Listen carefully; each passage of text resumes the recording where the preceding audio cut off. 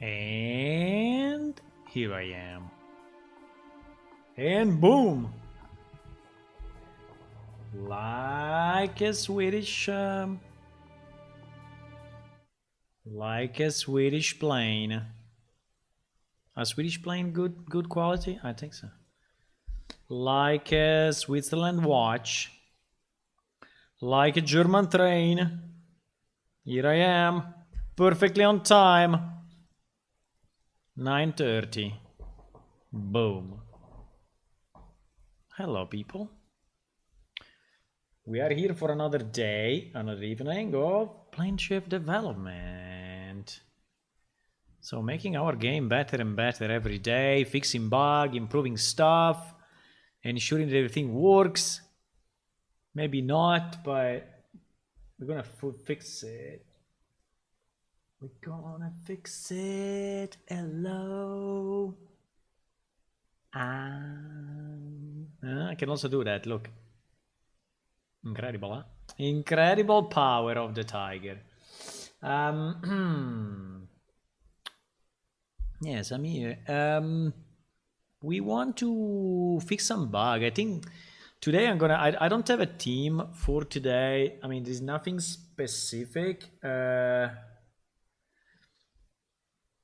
I really want to fix, but I think I want to go through the list and fix some. Actually, we have this one, which is our Alpha 711 list, which is still very important and something that I want to follow because I think it's a good list. Check camera position after speaking with NPC. This one is actually fixed. I managed to fix it. So the problem was that there was a change that I recently did for the rotation of the camera, and I would say we can consider it done. So about the familiars, I was thinking a lot on it, and I think that what we can do is to really differentiate better the first familiar from the second familiar, from the, let's say, the primary from the secondary, because I think that the secondary are anyway pets that you will not manage the same way. Like, you're not gonna teach them stuff, you're not gonna use them as real partners in crime, you know. So I think also the window that shows the familiar should be different from the first to the second one. So if it's a secondary familiar, I think we should probably present only few information, right? Not a lot of info. Like, for example, they will not have energy, at least not for now. I mean, I don't want to go crazy on it. So I think that, so I'm really tempted to consider it done, meaning that I enabled the summoning of the second one. I enabled the rename, even if the rename works in a bit of a stupid way because it works only on the one that you have currently summoned. So if you try to rename the other, it's still going to rename the one that you have summoned, right? Which may be very confusing, I understand. So we need to prevent that somehow. But let's say that it's not a critical bug that is really making me think I need to do that, right? I think people will live with that, at least for now. And also I fixed a small problem here, which was presenting multiple familiars. So now it's presenting only the first one and not multiple ones. And I think so for now I would probably consider it done. I don't know if I want to do more on that. At least not for this alpha, at least not for today. I don't know, maybe tomorrow we change my mind and we will go back to familiars, but for now it's okay. I think there is other stuff that is really broken that we need to go through and we need to fix. So there is more important stuff to fix. Can we mount the drifter yet? By the way, hello Shlu, hello Maui, hello Tony, welcome. Hello Yorlak. Hi, thanks for joining. Can we mount the drifter yet? I think we have only the riding animation for the Rivnak, so I think the drifter is not mountable. It probably doesn't even have the mount socket. I mean the place where you connect with your character when you actually mount a creature. So no, I think it's not working at the moment. I never worked on it. But anyway, it's a good reminder. I mean, if you want to add that as an entry in the bug tracker, it's anyway good because it's something that is missing, you know. And I mean, it's not exactly a bug; it's more of a missing feature. But able to mount a mount, yeah. You can mount drifters today. If you press E, you mount them, or if you right click and click on the mount icon, you should be able to mount them. At least I'm able to now. I don't know if my testing machine is exactly the same, but so I think. By the way, Unreal Engine is streaming. They are streaming. There might have been something else I was going to show. Let me just mess around with the level a little bit because it's cool to watch.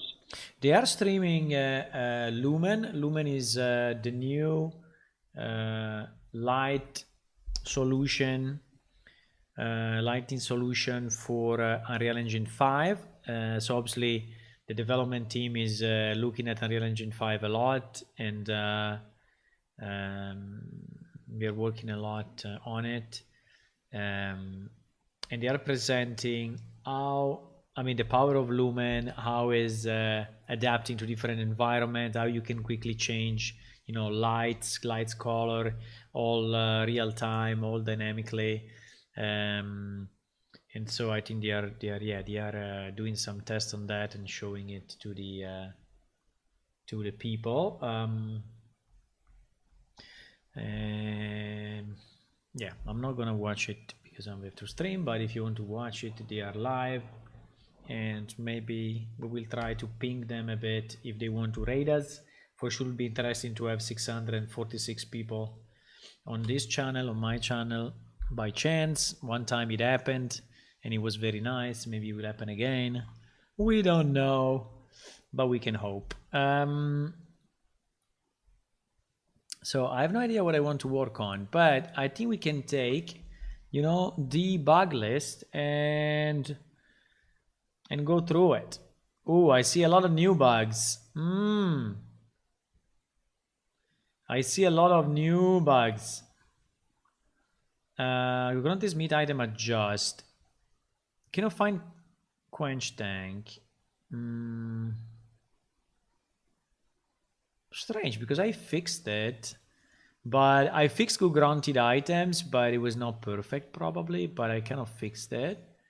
You cannot find it. This one we can look immediately. I think it's an easy one to check. No, because I want to see if there is an impact on other items, because I tried to fix all the items, at least at the high level. So I applied some transformation and rotations globally to all the items in the level. And so if there is one still broken, it means that there are many others broken. And so this I really want to understand and look at now.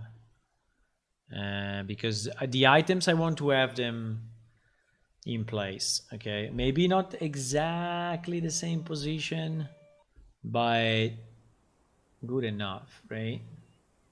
It's trying to see me with a bow, but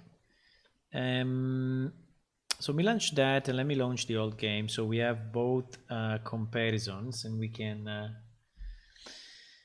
check. Also, Yorlak is one of our main testers. I would say he did a lot of work for testing and reporting bugs and helping me with the bug fixing. So thank you a lot for that. Yorlak has been great, and I hope it will still be. If you still want to help like you are doing, is very helpful to have someone that looks at the bugs from a different point of view. You know, if you are the developer and you are testing stuff, it's not always that you are finding it. So what is the name of the Belcore? I think Belcore.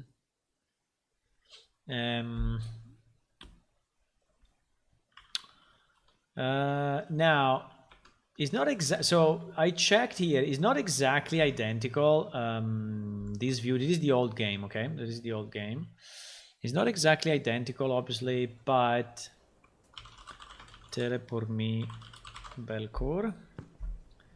There are some rotation fuck up, as you can see. The books on the tables are broken rotation, but it's so small difference that at the moment I don't care. They are still usable, and it's fine. Also, for example, here if you see the pillows are not exactly in the right position, but I think what we can do. I think what we can do is as soon as we fully migrate, right, to Unreal Engine, and so I don't have to do migrations anymore, I'm just gonna do this. So I'm just gonna take this guy and raise it, okay, and that's it. So I think we can have one GM just going around and fixing all the items one by one, right? I think will be fairly easy. Will be fairly quick, and it's much quicker to do this than trying to find the perfect algorithm that is translating the coordinates of the old game to the new game perfectly, right? So as long as the stuff is accessible, right, and as long as the stuff is pretty much in the right place, I think we should consider it okay for. What is this thing? No, it's an egg. We should consider it okay for this phase. Okay, so please don't report bugs of stuff that is slightly misplaced. But yes, if it's missing, so for example, also these books, but you see these books are kind of okay, so you can access them. Why not? So here you are missing what? You said you are missing the quench tank. The quench tank? The quench tank is the... Isn't this one? Oh no, this one is the stock casting. So let me just check. Let me just compare with the old game. So let me go out of the old game. Yeah, obviously here the items are more precise, but just because they have been moved manually, so that's why. Now this area looks pretty much identical. Let me check the bug report again and see what he was saying. Gogruntis mid item adjust. Cannot find the quench tank. Wooden crate stuck in anvil. Wooden crate stuck in anvil. Yeah, because there is a slight difference probably here. Yes, but this one we fixed already, because on this version of the client, the wooden crate is fixed. The quench tank is the one between the table and the anvil. Between the table and the anvil. Well, this one, but this one is not clickable. Is it clickable in the old game? No.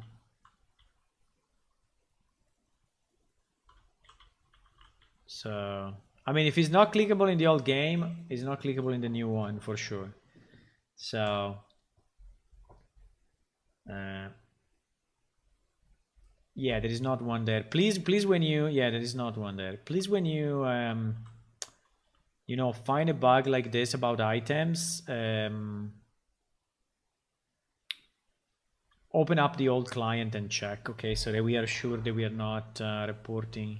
But this one about the crate is fixed because the problem was the size of the crate, but I fixed it. Now I'm using the release client, and so you still see it big, but we fixed it the other day, so this one will be fixed. So I will close this if you agree with I don't know, with fixed, even if it's not exactly fixed, but not a problem. As designed, not a bug. I guess as designed.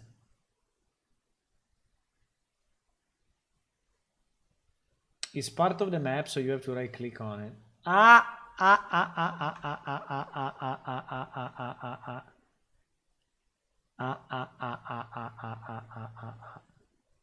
understand what you mean now then. I need to reopen this bug then. I need to reopen it. Can I reopen it? Yes. Okay, I understand. Yes, because this one is an action location. Now, I don't know if you want to do this. I think it's a bad idea. I think it's a bad design to have some items. The only advantage, the only advantage of this is that you can have a different, 3D model, right?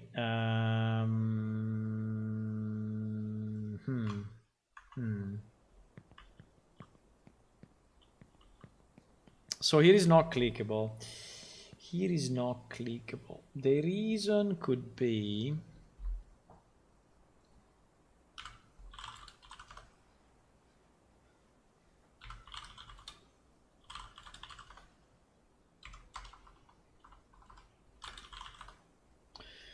the reason could be that this action location is actually pointing to an object, and this object has been renamed. So for example, this one is pointing to Forge Water Tank 107. Okay. Forge 110. But I don't see it here.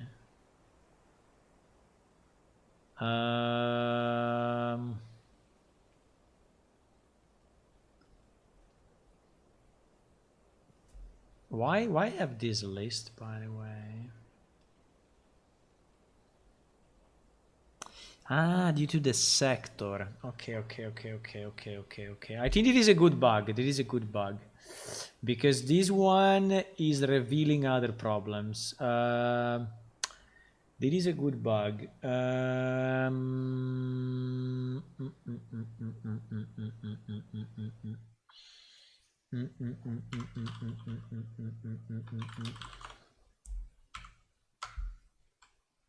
Window gem show, whatever it is. Yes, you see that all the action locations.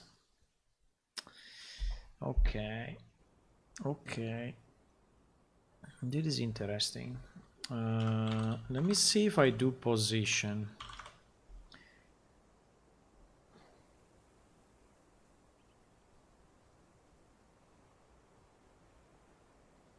Why don't I have the...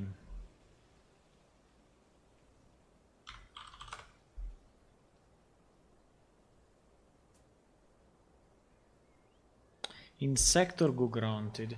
Now, actually, the sector is seen, right, by the item. So the item knows that is in the go granted sector. But the action location, which are the right click stuff,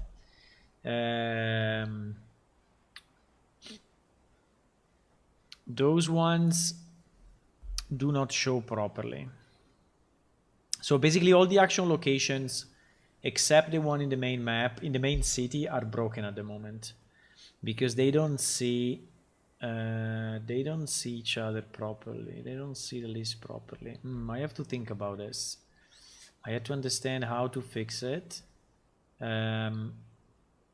because this list is obviously broken. This list is obviously broken, and when I right click,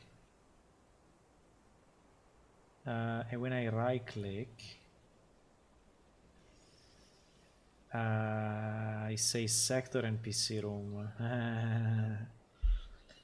Yeah, all this part of action location has not been updated with the new sector management.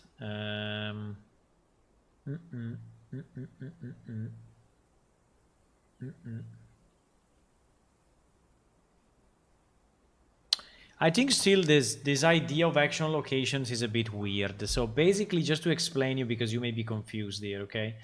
So we have two ways to interact with items in the world, right? There is one way, which are actual items like this one, like this one, okay, and like this one, which are real items added on top of the map. So in theory, I could pick up this guy. Now I'm not doing it also because his flag does not pick up, but I could pick it up or I could move it, right? I could rotate it, I could transform it. And these are actually items added to the map. Then there are some other locations. For example, this one, right?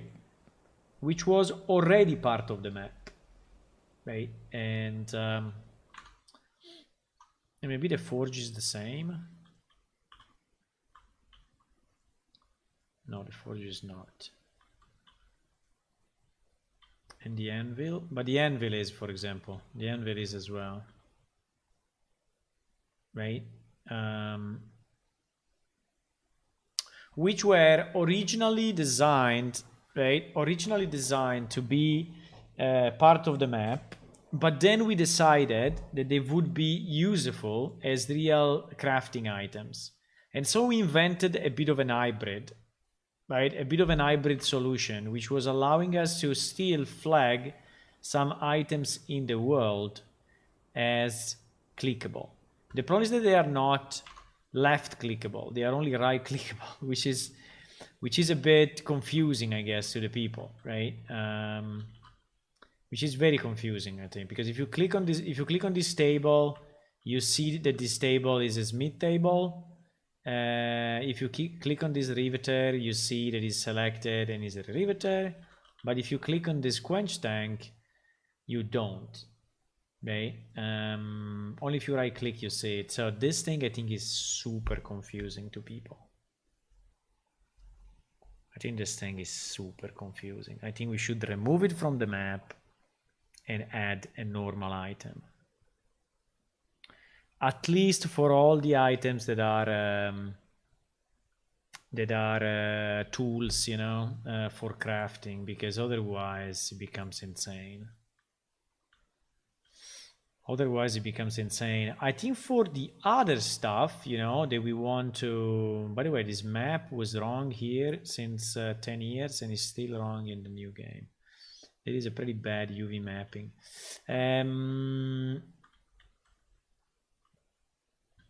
Because in theory, you know, you could right click on this lamp and you could get a description of it. This was the idea, right? The idea was that you can click on everything and anything in the world and get a description. Now, to me, really the best way would be will be to have like an examine feature, right? Where you have the mouse as a magnifying glass, which is where you can just pass. You can just go like this, you know. And in the same way, this guy gets his name on top, you know. In the same way, you could scan for stuff that you can look at, right? I think that would be very, very nice. I think it should be a specific mode, like an adventure game examine mode, right? They will tell you if there is actually a description associated to some of those places, to some of those meshes, and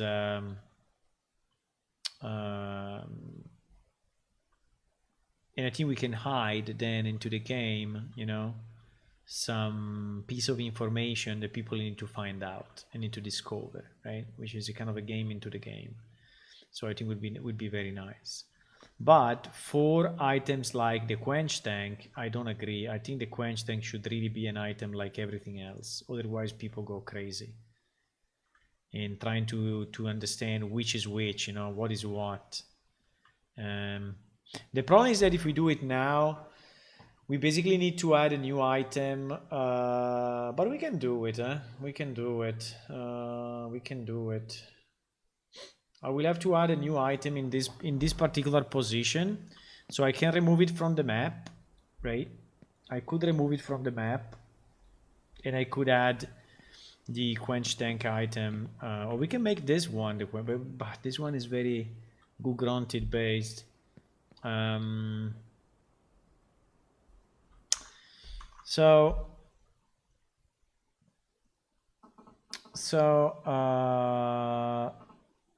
Okay, so there is a multi-layer problem. Okay, so it's a multi-layer problem. I think it's pretty good that we found it. The same problem we have it with the anvil. You know what is the issue sometimes is that, okay, if you really want to use this particular anvil here, we need to make it an item.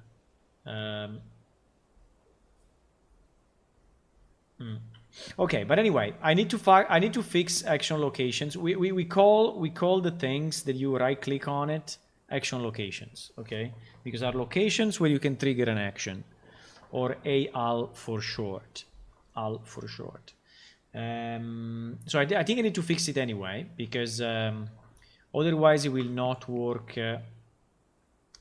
Let me just go teleport me.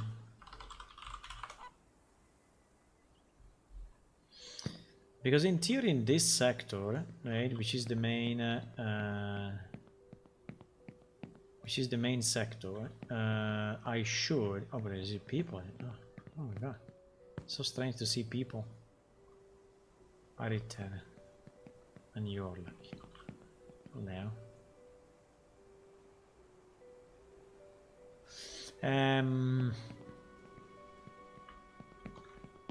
So if I do the same here, right, in terms of show GM, this is something we need to change anyway.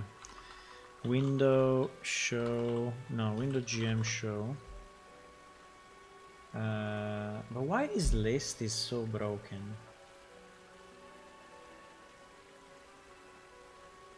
Why this list is so broken? It seems that this list is not taking the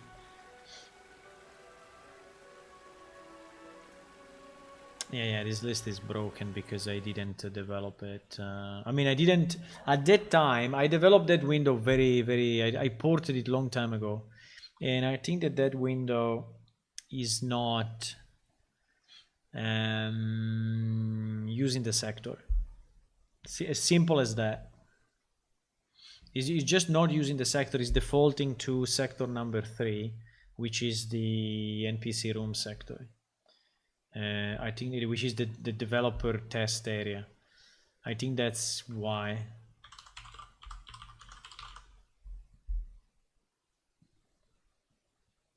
So when we do request map action locations, right? And we go inside action manager handle map action.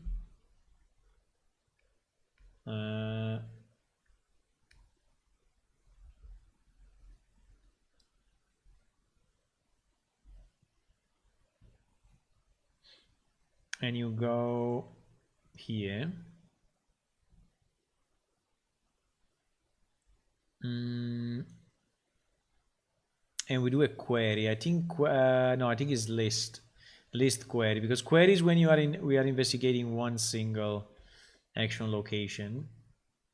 I think query list is what we want.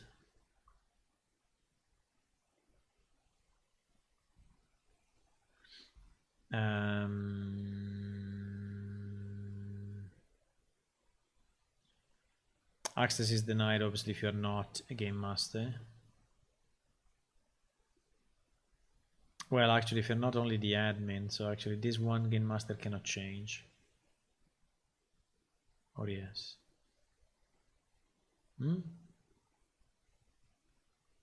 Strange. Okay, anyway.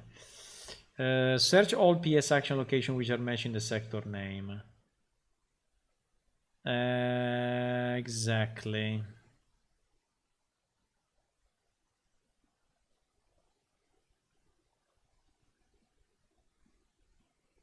We go by name. Oh my god. Why we go by name? Why we go by name and not by ID? But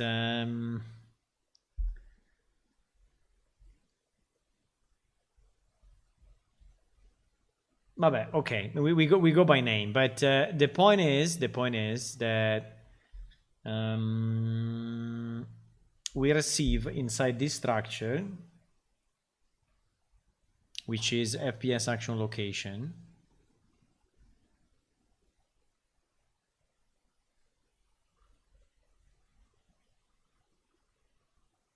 We only have the sector name, we don't have the sector ID, but it's okay. We can also go by name, it's just a bit slower, obviously, but we can go by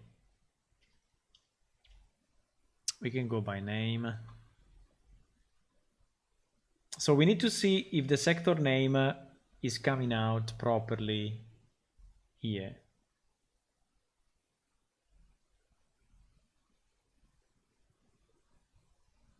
I think this one is and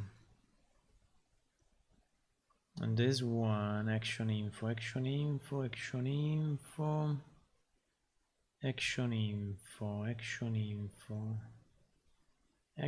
No, it's coming from the blueprints, because this action info is generated on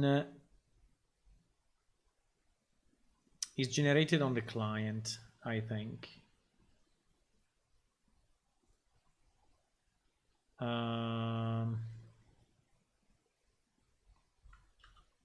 In theory, generated the first time. Okay, let me search for this everywhere.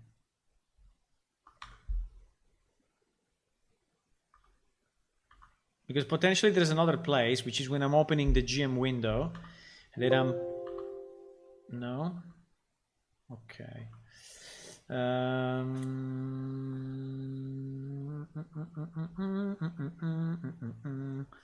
I think I need to launch the editor 1 second, because I need to see...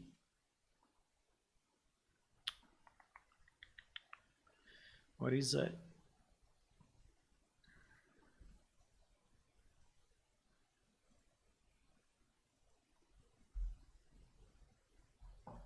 I think I can probably from the GM window leave the sector empty and then detect server side the fact that the sector is empty and use the current player location.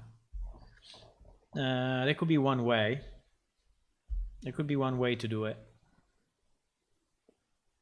There could be one way to do it.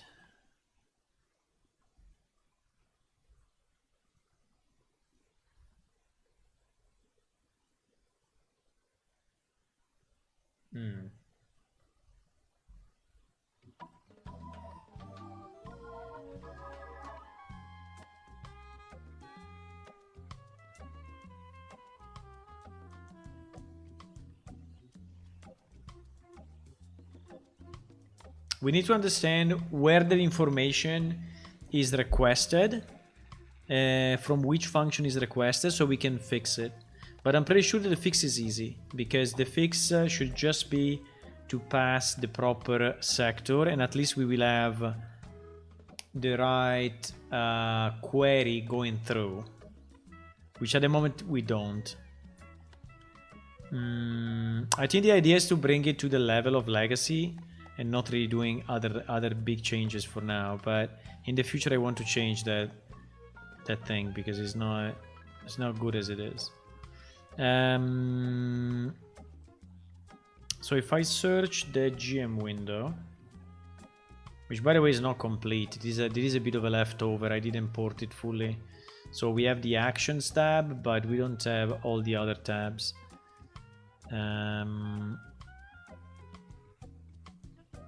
So this window in theory should, as soon as it's constructed, or receive list from the server. I understand, but who is asking the list?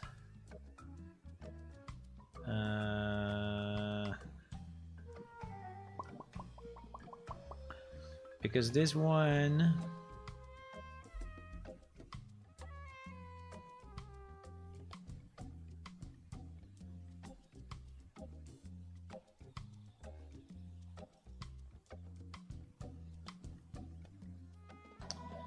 This one is coming from this request map action location on PC.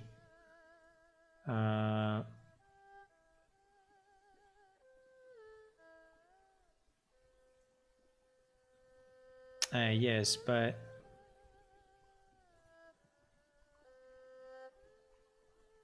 oh wow, so many places. Why is it in so many places? It's kind of strange. Query of existing actual location on the map position. Okay, so this one is fine. It is the query. Yes, yes. We are searching the list. There is the save of a new action location.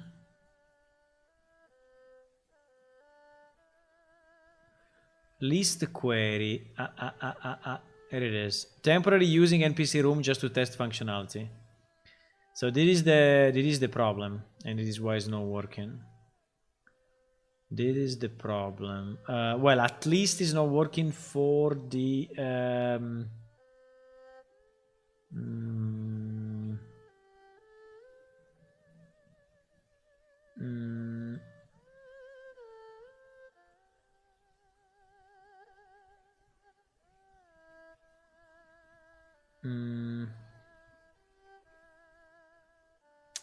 You know what we can do? I think we can leave it empty.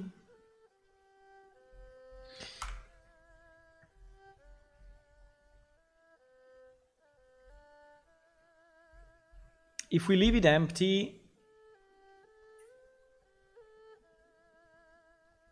and we use the well, or even better, we can ignore it actually. When we are going for list query, wow, the music. When we are going for list query, I think we can always get the character position. I think it's probably the best. Because anyway, list query is only the list of all the action location presented in the GM window. So it's probably the easiest way.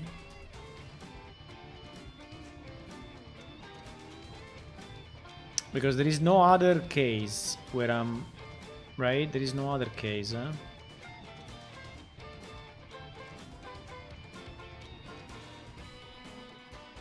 There is no other case, huh?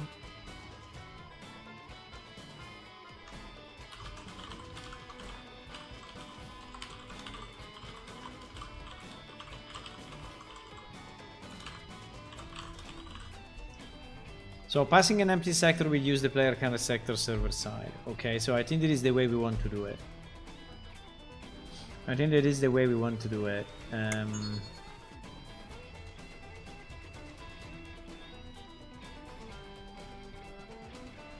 So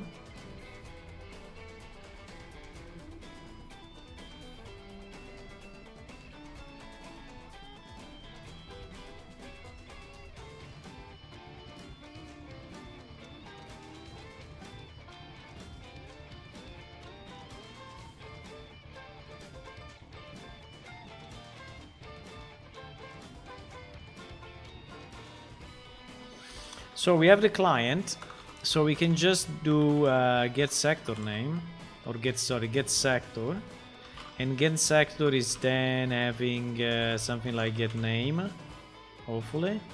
No, name.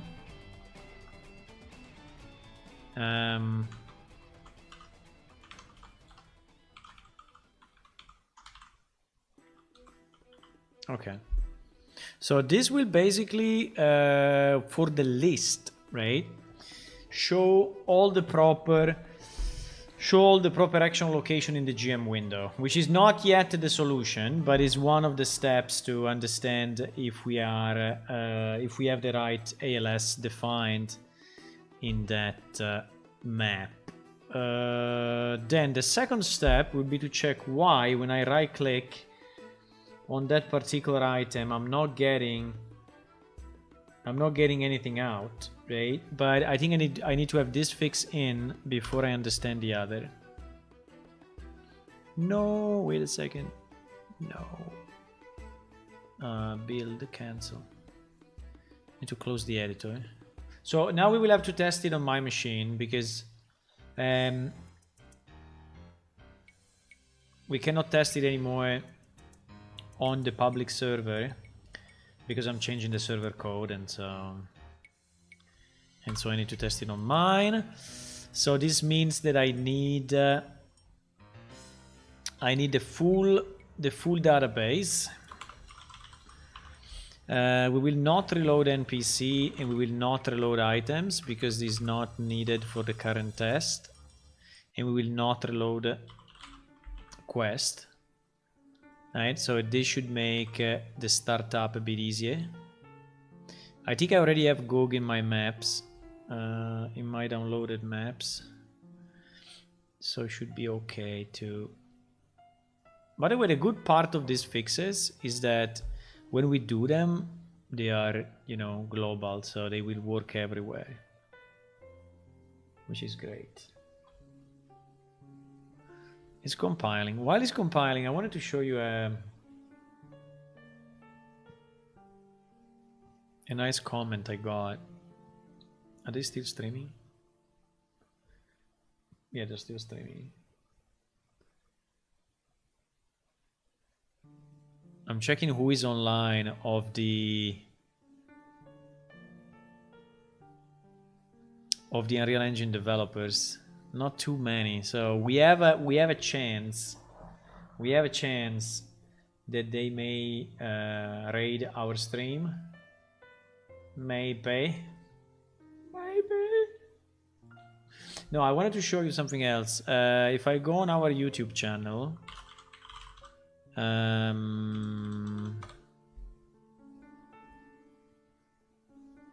while it's compiling. If I go on our YouTube and I go, I don't know, I think I should go to comments or something.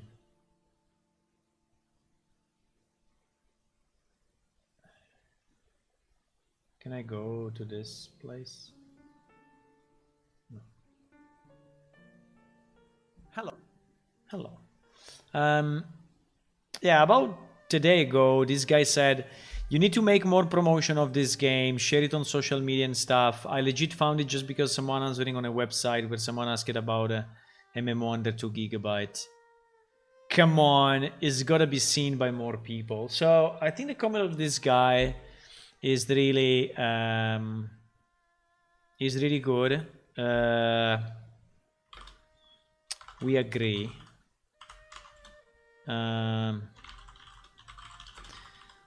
Please spread the word. We will try to be more active on social media, but we have a small team and okay, let me just say we will try to be active on social media. So basically what this guy is saying is, why is so hard to find you, right? Why this game is so hard to find? And it's hard to find because we are actually not actively advertising it. But what I wanted to say to you is that if you have the chance and you want to post, for example, on your Twitter, on your Instagram, on your Facebook, the fact that this game is under development and you are supporting it, it is an interesting game, please do it. Okay, please do it, because it will bring more interest and knowledge, you know, of the game to more people. And I mean, one way that I can when the alpha is stable enough, you know, I can just advertise it. I mean, paid advertisement, right? I can do that. But if we can go by word of mouth and by the communities, you know, that are related to Linux or to Mac or to indie games, I think at the end is probably better. But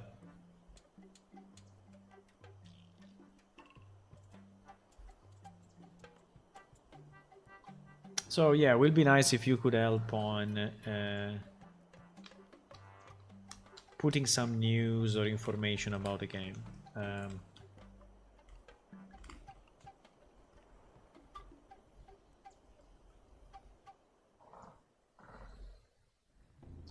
Like I said yesterday, back of the plane shift web banner. I mean, we had in the past web banners where you can place on your website, but I don't know how many people have websites, so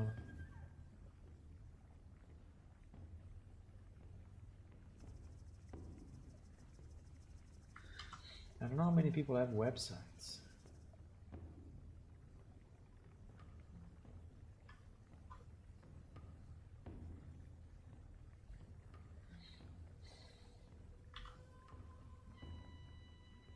But yeah, you can use any,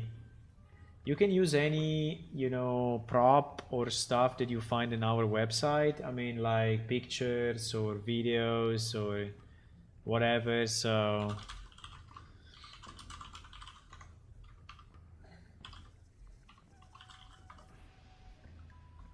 I mean, you are welcome to use any material, or if you need material, if you want to post it somewhere and you don't have material to post it, let me know. I can maybe give you something, but I think anyway, just a tweet is enough, you know, just with the URL, and as a screenshot you can take the last screen. If you really want to post a screenshot, maybe post, I don't know, this one, which you can find in the main page. But yes, you can do that.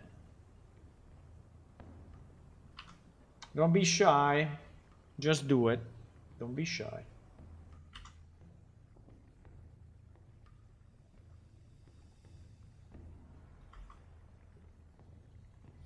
Hello, I've been telling people, especially Linux users, about Plain Chef since before 2010. Okay, good. So I guess one day those people will join.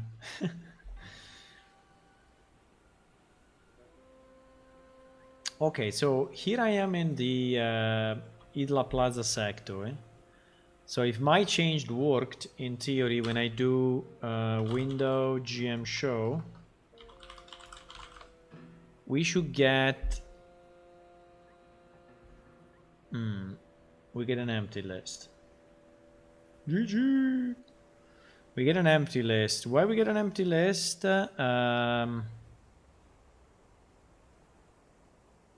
Okay, we need to debug it and see exactly what we get here. I don't think the client sector should be empty though, because it seems that this one is empty for some reason, right? Should not be, but did I save? Wait, did I save this file? Yes, I saved. That's strange. It should not be empty. We can launch it in debug mode and catch exactly this, or maybe the client is empty. No, the client cannot be empty. The client cannot be empty. Maybe get sector name is not the one that we want, but get sector name. No, I should return the right name. Maybe the location by sector are not loaded properly. Yeah, we should also check this variable. Maybe they're... because, you know, I introduced sectors again kind of recently. I mean, not very recently, but let's say 1 year ago or something. So while a number of those windows are still were created before I introduced sectors, so I think that probably this part about action locations may not be enabled for that. But it's a pretty big thing we need to fix. Otherwise, all the action locations in the game will not work. Right? All of them. So we need to fix this.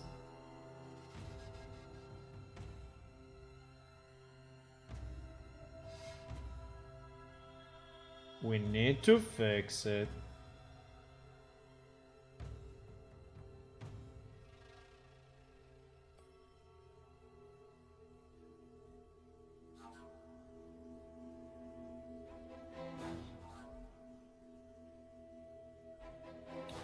So restarting.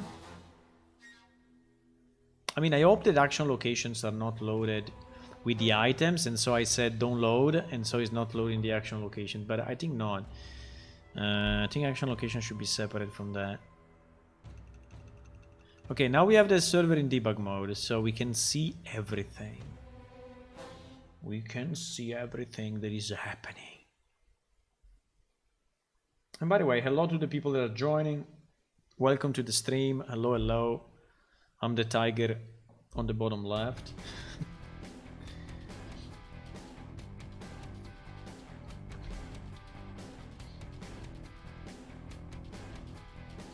If you have any question about the game, if you have any question about Unreal Engine, or if you just want to share what you do with Unreal Engine,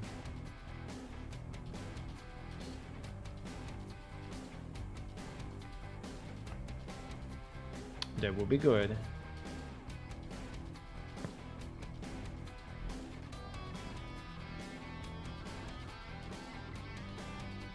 Okay, so what we want to do, we want to do a window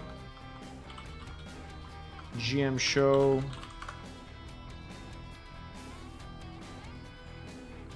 Oh wow.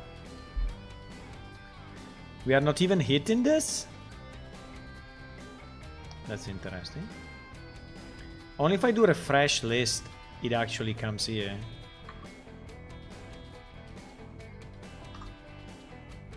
And probably now is correct then.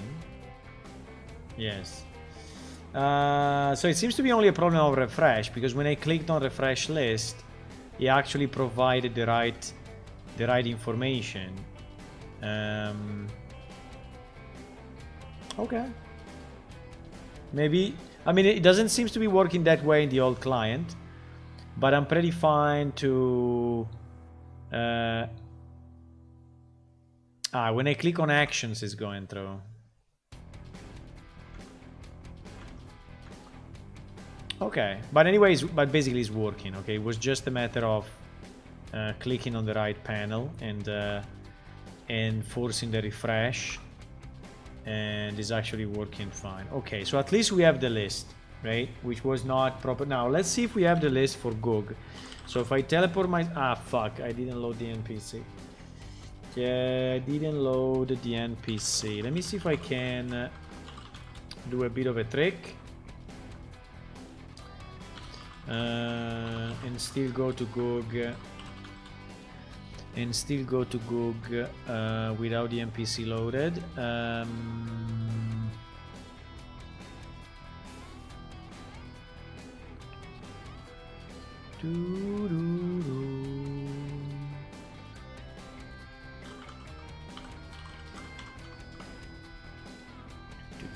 We can do Malco. We can do Malco, easy. So this is the location. So I can actually just paste this, and I will teleport where this guy is. I mean, where this guy was, because now he's not here because I didn't load the NPC. Okay, let me try to refresh now the list. And now it should be, yes, GOG granted. Okay, it actually seems to work okay. Unfortunately, this window is a bit of a stupid window. As you can see, it's not resizable. I don't know why I decided to have it not resizable. And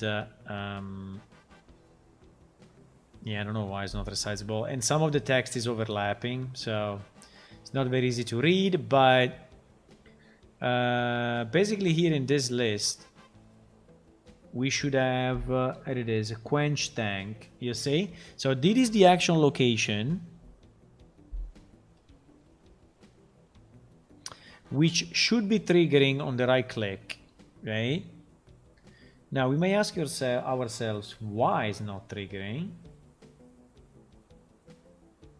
And the answer is that for some reason this container has been changed in name.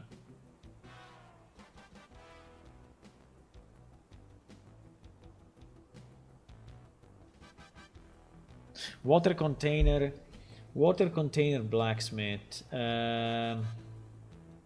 Okay, water container blacksmith.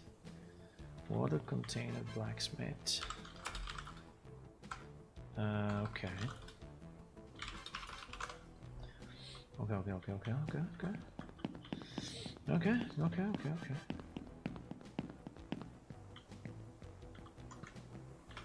What? Is there a collision here or what? Oh, no. For some reason I couldn't go through. There is a big hole here. Need to fix it. So now, what is the name of this item? The name of this item is Forge Water Tank, and that is the reason why the action location is not working.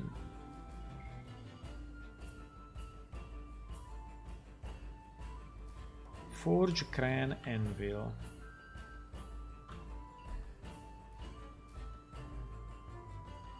Mesh Crane Anvil, you see? So here the so we can fix it two ways. We can fix it by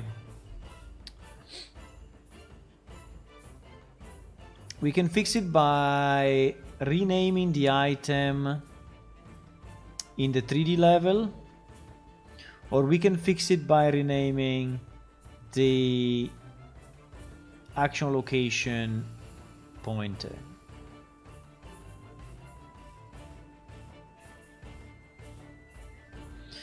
I think we can fix it by renaming the action location pointer. I think it's probably the easiest. Now the Planeshift is ported to Unreal, there will be a ton more players. I hope so. I hope. I don't know. We are still a bit of a niche, you know, product. But and we still need to finish it. We still need to, you know, really port it to Unreal fully. But I think we can. I don't have a doubt, you know, I don't have a doubt about porting it to Unreal. I think porting to Unreal will happen. I mean, the full porting will happen. I would say 99.9%. So, okay, so we can try to change this name and see what happens. Okay. Now I can do it automatically during the migration script. I think that probably will be the easiest. So I can have, the problem is, are all the other names also changed? Because, for example, we have a forge as well, blast furnace.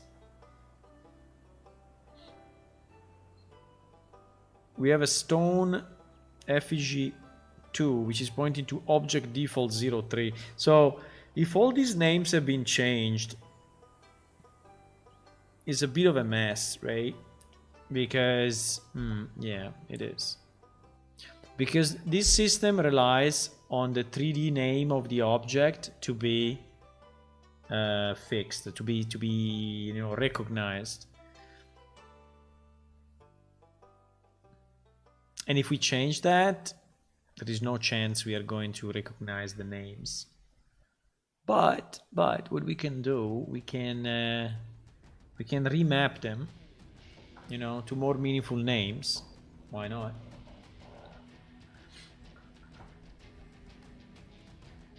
I assume that also the other ones are pointing.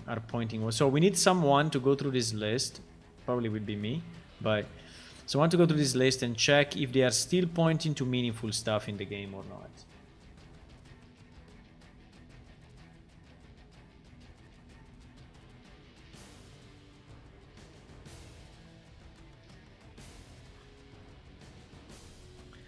So, for example, I see that there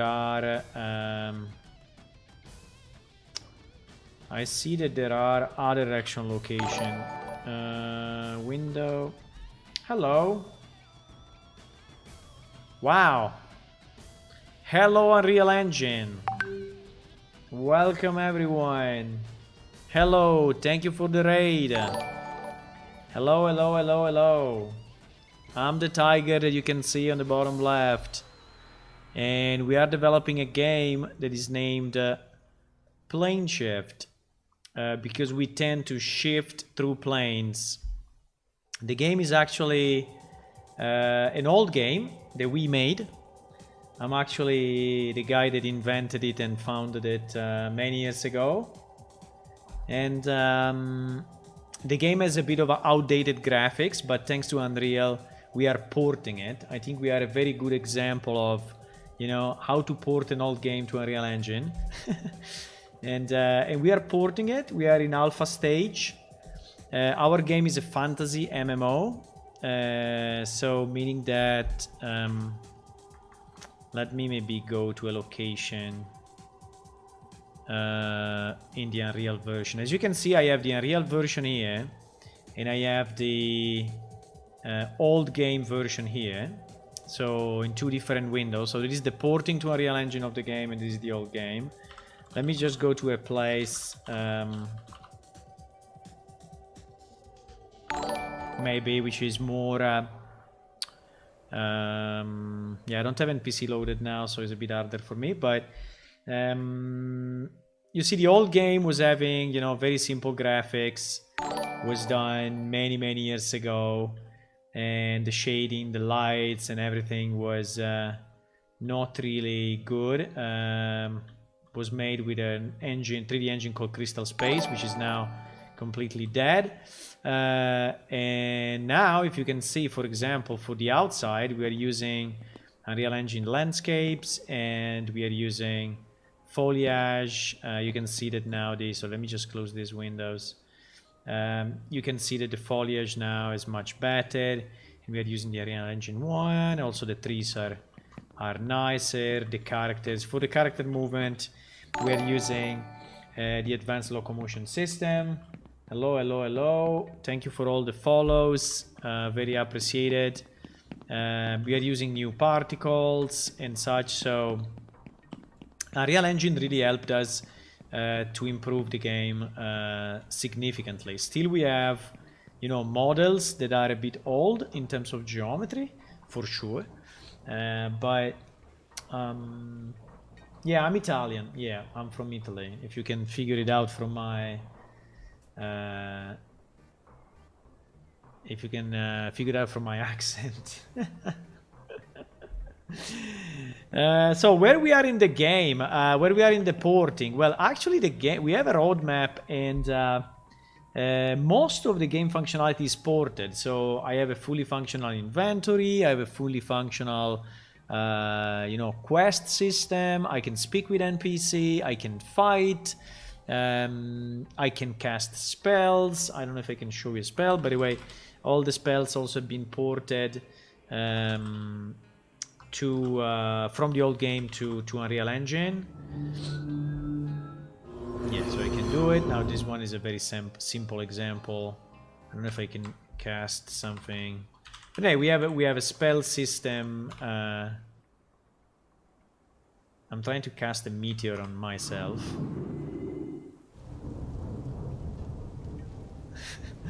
Yeah, because it's myself, it didn't really show. We have NPC, we have AI, so we have some AI. Monsters can fight, monsters can move, monsters can roam around, find items, pick up items, and then do stuff like that. So my accent sounds Brazilian. Okay. Since you are here, I don't know, maybe I will just open the editor and show you a bit of what we have, just because maybe you may be interested how the game is done. So I do most of the development during the streams. I stream pretty much every day in the evenings. This is not my job. I have you know, a daily job, but in the evenings, my time, Italian time, and in the weekend, it is what I'm doing. Our game is mostly C++ for the server side. I would say 90% of the server side is C++. And we have, as you can see here in C++,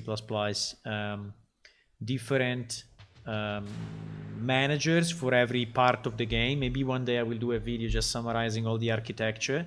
But we have one manager class for every major function. Action managers, admin managers, bank, because we have also a possibility to store items and bank, combat manager, character creation manager, guilds, pets. Yes, we can also have pet in the game, they can follow you. Spawn manager, user manager, weather manager. We have also weather like rain and snow, which obviously are much nicer in Unreal than they were in the previous game. And then in the blueprint side, what we have created basically all the UI and all the user interaction. So most of the user interaction stays in blueprints, as you can see, because anyway, it doesn't require a lot of performances, right? So at the moment, my strategy is everything that is clickable somehow, it can be also be a blueprint. Everything that is more of server managed must be C++, right? Even if it's in the client, right? Even if you can see it in the client like a monster moving, it must be C++. I still unfortunately have some parts that I need to convert back from Blueprint to C++, and I will do. For example, the inventory system. Some of the logic of the inventory system is still in Blueprints, and I think it should be migrated. Like if I search, for example, the equip functions, there is also something for Magic and Combat. So there are still some graphs like this one. As you can see, they are pretty big. But for prototyping, blueprints are so nice. Are so nice. They are so powerful and so easy to use and so nice to... I don't know. I really like them. And so when I'm building stuff, I'm building it quickly with blueprints, and then I decide later on how to change them. Okay, so if you have any questions, this is a bit of a special event. You know that Unreal Engine is raiding us. It's not that I'm stopping what I'm doing. I will still continue a bit what I'm doing, but if you have any questions, I will definitely interact with you. Just to make you know the project a bit more. Is it open source? Well, our previous project was open source. So if you go here in our website, what is PlaneShift, we'll explain a bit of the project. And actually the project is split now into two branches.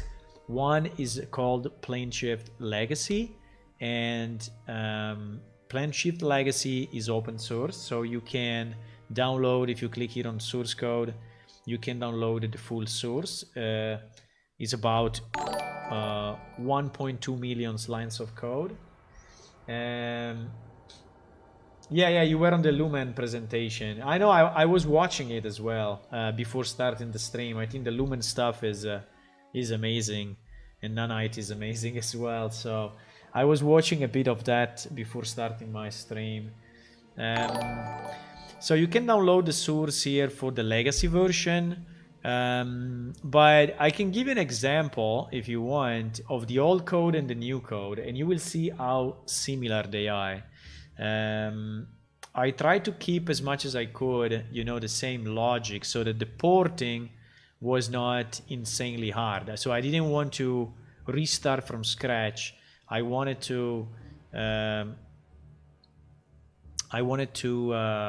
you know, mimic, and then maybe, I mean, not really copy paste, but basically just do a massive. So let's take for example, I mean, any of this one, the first one, Action Manager, okay? Action Manager. So if I take Action Manager, so this is a very old Visual Studio, as you can see, because the old game is still supported by old stuff, and I hope we can remove it. If I open Action Manager, in the new game, whenever you see a black background like this, is the Unreal Engine code. Whenever you see a white background like this, is the old game Crystal Space based code, okay? So if I go, I don't know, in handle examine operations, right? Let's go to the same, exactly to the same function, right? In the same document, right? Handle examine operation. Maybe I can put them one next to each other. It's not that easy. Also because now we are debugging the game, but I can stop the debug. So if I put them one next to each other just for fun, 1 second, you will see how in reality the code is similar. So okay, the signature is slightly different maybe? No, not even. yeah, it's slightly different because in this case it was called, let me try to put it exactly on the same line, right? So this is the method in the old game, this is the method in Unreal. And as you can see, yes, there is some change, like here is client, here is a PS character, and obviously it needs an A because he's an actor. So Unreal Engine requires an actor to be A as a prefix. But then, you know, this stuff is the same, this stuff is exactly the same, this stuff obviously is a bit different because we don't have the same business objects that we were having. So now we have this one, which is derived from Unreal Engine actor. But as you can see, the logic is very, very, very similar, and the code is very similar. In this particular case, is nearly identical, right? Which is great. So I was able to port the code license-wise. We could do it because we own the copyright of all the open source licenses and all the code, so they are all owned by our non-profit organization, and so I could just you know, port it with our license, with the license that we wanted, right? So at the moment, just to answer your question fully, the code is not open source. Maybe I will release it open source in the future. One of the issues that I have in releasing it in open source is that now the code starts to embed stuff that also we took from the marketplace, and I think I would not really be able to completely clean it up, you know, to release an open source version.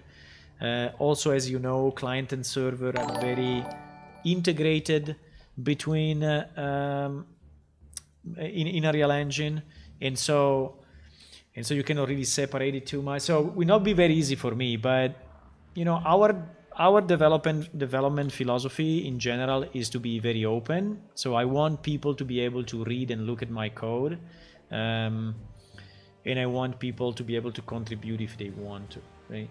It's just that if I ship the whole project to you, I will ship with it also some marketplace stuff that maybe I should not. So I have to think about it. So for now is closed source, but we have an open development idea. So if you want to help, you know, us to develop the game, you can. And at that point, you will sign a bit of an NDA, and you will be able to access the code. So what are we working on right now? I think that most of the people now that were in the raid probably left, and only the one that are really interested remain. So for the one that are really interested, I'm going to go a bit more into details. So we are working on the new alpha, which is the alpha 0711. By the way, the alpha 0710 is now available. So you can download it if you are an existing player, you know, from the previous game with at least 200 hours, or if you are a Patreon. We have a Patreon site, which is patreon.com/planeshift, where for the lower tier of $3 you access the alpha, which I guess is very accessible entry level. And I'm working on the new alpha at the moment. And there are a number of things that we need to fix, a number of things that we need to expand. And at the moment we found a bit of a bug for interacting with the world. So basically in the old game, you could this is the old game, huh? Don't be scared about the old graphics, but that's what it is, because it's the old game. In the old game you could by the way, this is a city of people of a race that is basically made of stone, like this guy. And in the old game, you can basically right-click on elements of the world, like this anvil or this item, and you could inspect it. This one, for example, is a container. In the old game, is a quench tank, and in the new game, this is not working. So I was trying to understand why it's not working, and because if I do the same thing in the new game, it's not working properly. So I was going through the debugging of that. I think I found the problem, and the problem is that let me just restart. The problem is that we were not considering the sector, what we call the sector, which is basically the way we split the world into subsections, let's say, or areas, because we have all those locations to be discovered by the player divided by sector. And so I was trying to debug before you joined, right, why the sector is not working. And we were inside Action Manager, and we were inside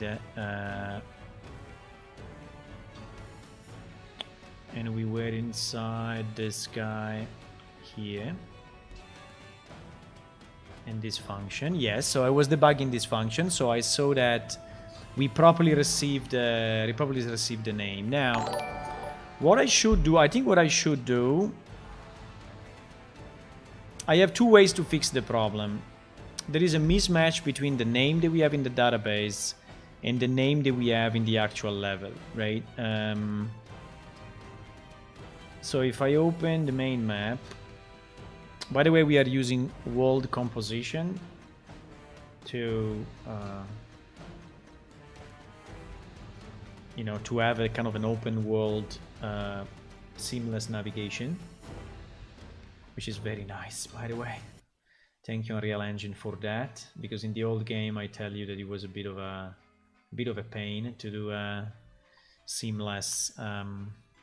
So we have this kind of stone houses, right? And you can click on them and get some information. So this is the place where we were before, right? That is the forge, kind of a forge area, and this is the quench tank, right?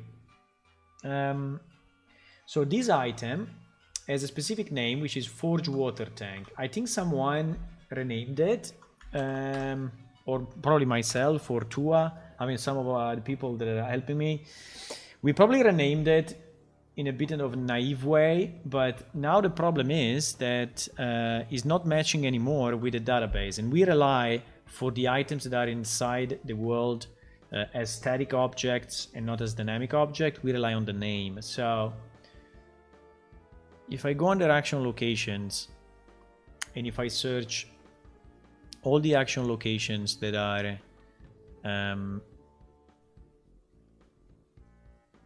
in that particular sector,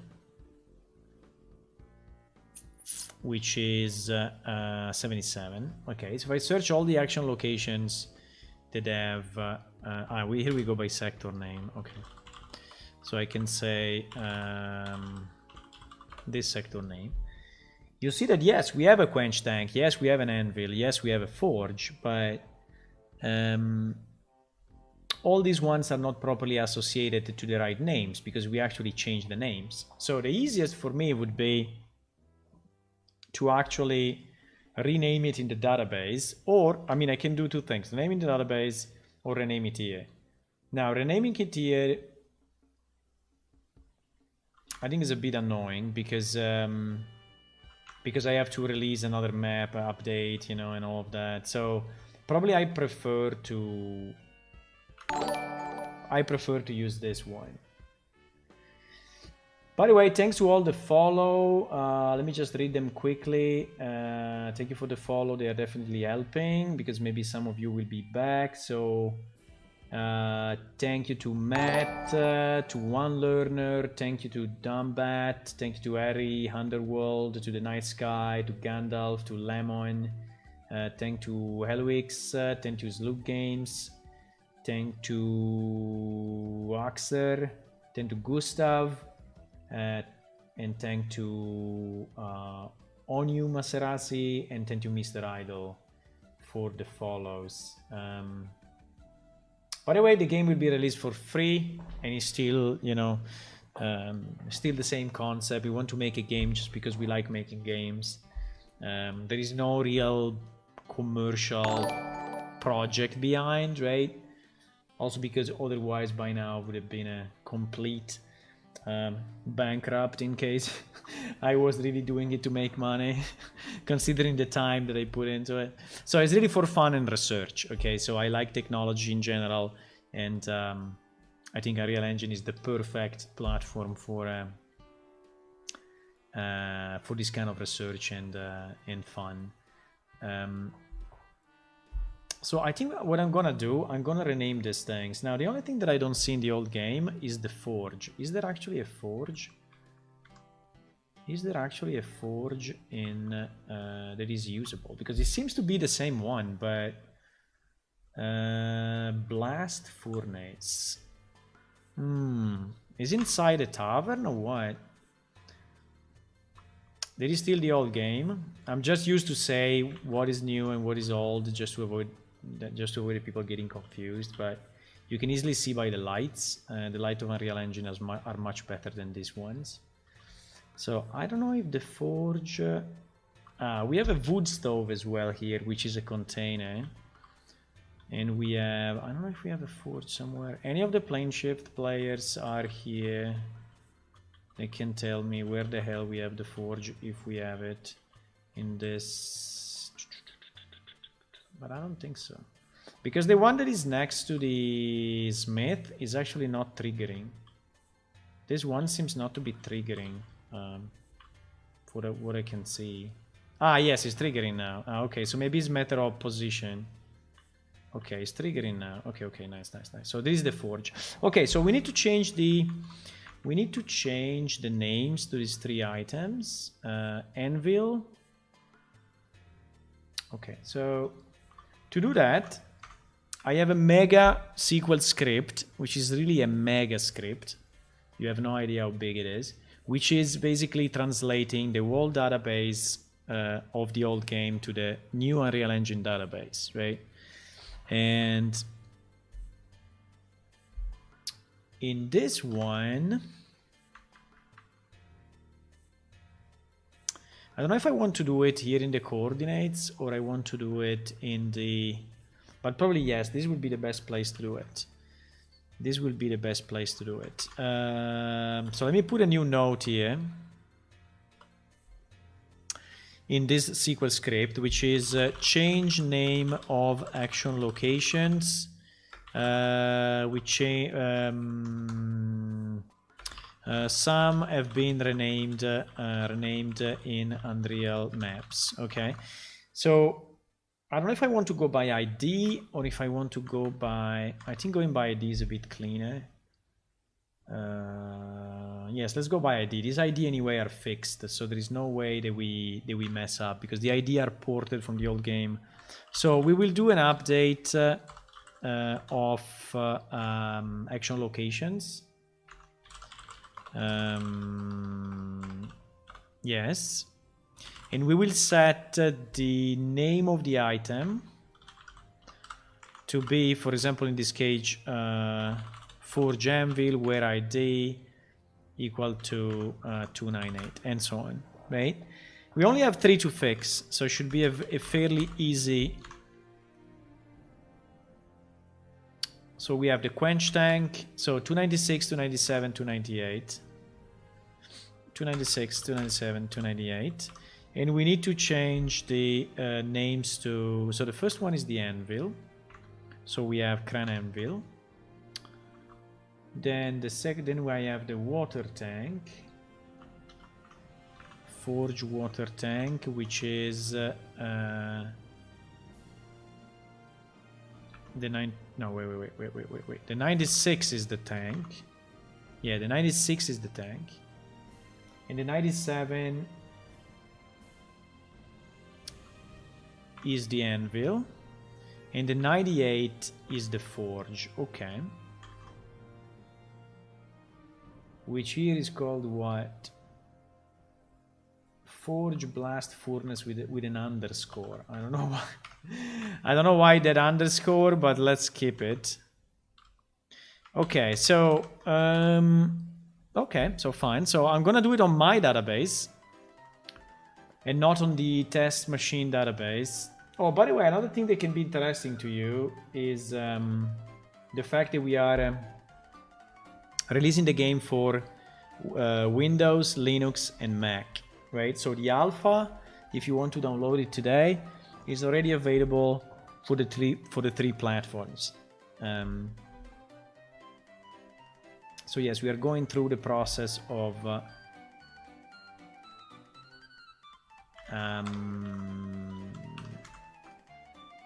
plane shift underscore pro 2. There is my copy of production. Copy of the production database. So we will execute this. Okay. So now we have in my database the updated name. So I'm interested to see if now it works, because in theory it should. We have the server in debug mode. I think it's okay. I will leave it in debug mode. And I will start the client, and we will see if now when I right click, I get the right pop-up. Does it respect capitalization? I think it's case insensitive, but no idea. I don't remember. But I think it should be case insensitive. All the searches, because we are actually using a kind of a T-map. We're using a T-map by name and by ID. And I think anyway the names are normalized, so... But it's a good question, we will see. What is the master ID? What is the master ID for, if you don't mind me asking? Sorry, I got your question a bit late. I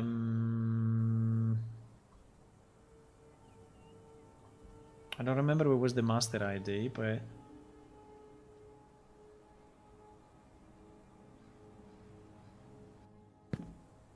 was in the action location table? No, probably was in the UI, huh? I don't remember. What is the here, the master ID. It's a good question because it's all 0. I think this is a functionality that we wanted to add and then we never did. We never used it, maybe. There is no comment. GG. I think potentially because we have a system of inheritance in our code for monsters, for example. So you create kind of a template monster, and then you have a master ID for the monster that you can use on subsequent on copies of that monster. So for example, if you give the master monster a sword or whatever, or a shield, all the other ones will get it automatically, right? So it's a kind of is kind of a way to copy, to inherit, you know, stuff. Now,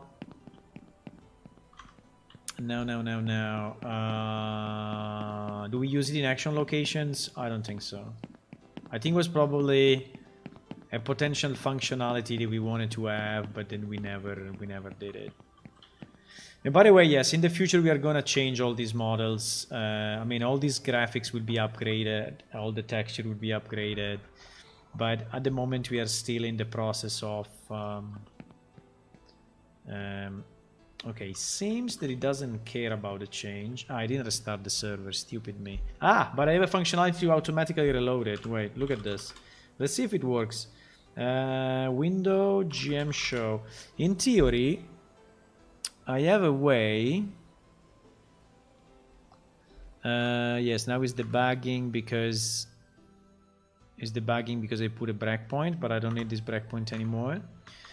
We had a way to dynamically reload the this kind of information from the database.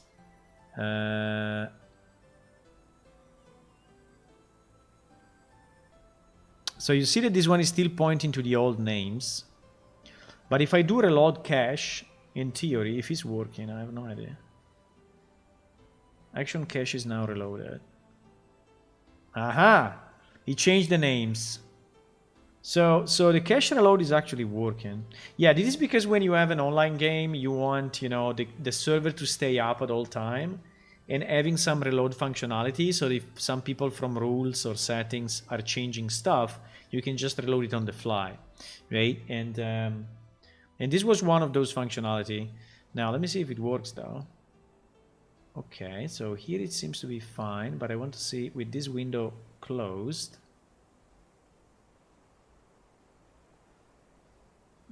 Seems it doesn't. In theory, when I right click, it should pop up something, right? It should pop up, but it doesn't do it. Okay. Maybe it was the reload that didn't fully work. That's possible. So let me try to, since we have the server in debug mode, let's go and check exactly what is happening, okay? There should be an handle query. There should be an handle query message. So in theory, we should go through this as soon as I right click. Let's see if this is actually happening or not. Yes, it is happening. So handle select query. I think I will deep dive here. So my client will time out, but it's okay. It is the first mistake. Okay, it's not taking the sector right. Is not taking the sector right. Okay.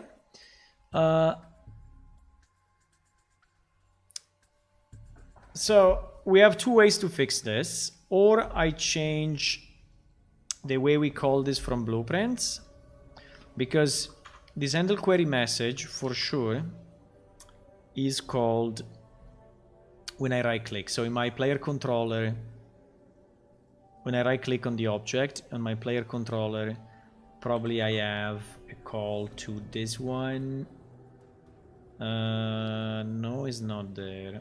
Interesting. But I came from something. I came from handle map action. Okay, so it's this one that is in the player controller. By the way, I have it here on the stack trace.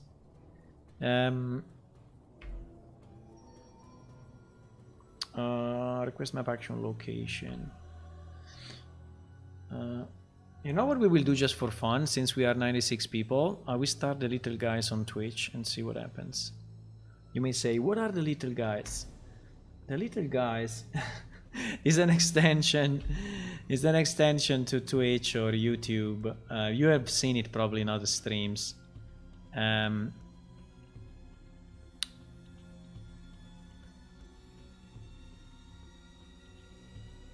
Where it basically generates avatars for each one of you. And since we are 96, I think will be kind of fun. Because there will be a lot of you.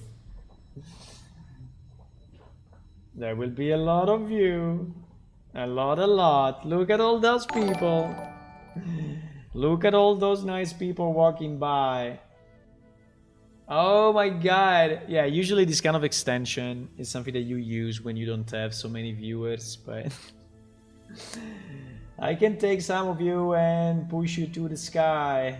Look at that. Look at that. Are you flying? And by the way, you can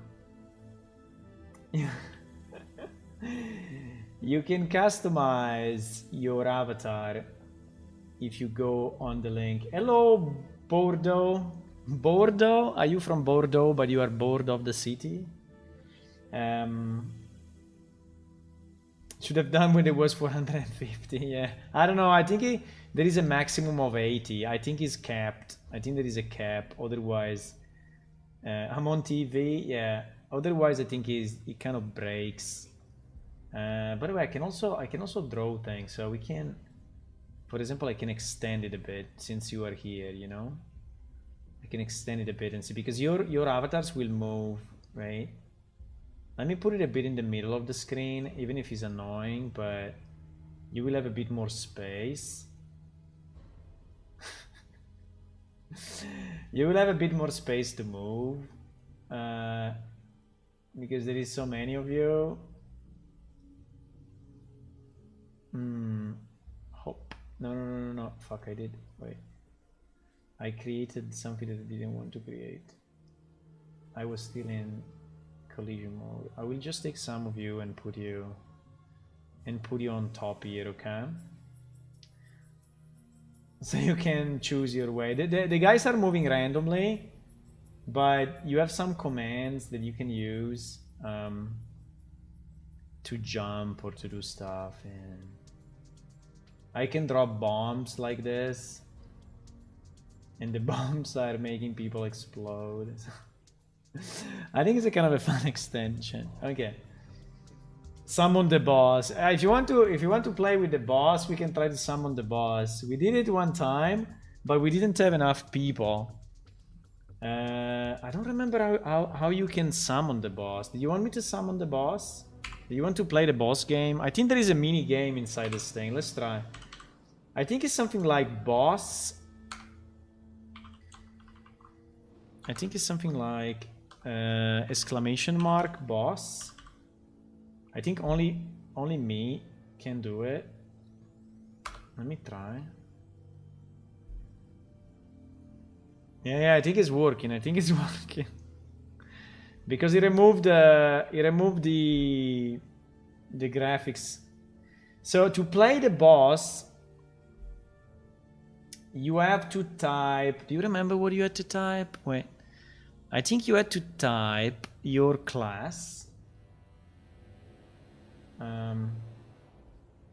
He's telling you. Yeah, you have to type join, exclamation mark join. Let me put it here. Exclamation mark join and then a class. Like for example, mage, priest, warrior. So you can say exclamation mark join warrior. Or exclamation mark join mage. Now we need a bit of everything because the mages will be able to cast spells and the priest will be able to heal. I think we never killed the boss, by the way, so it could be interesting to see what happens.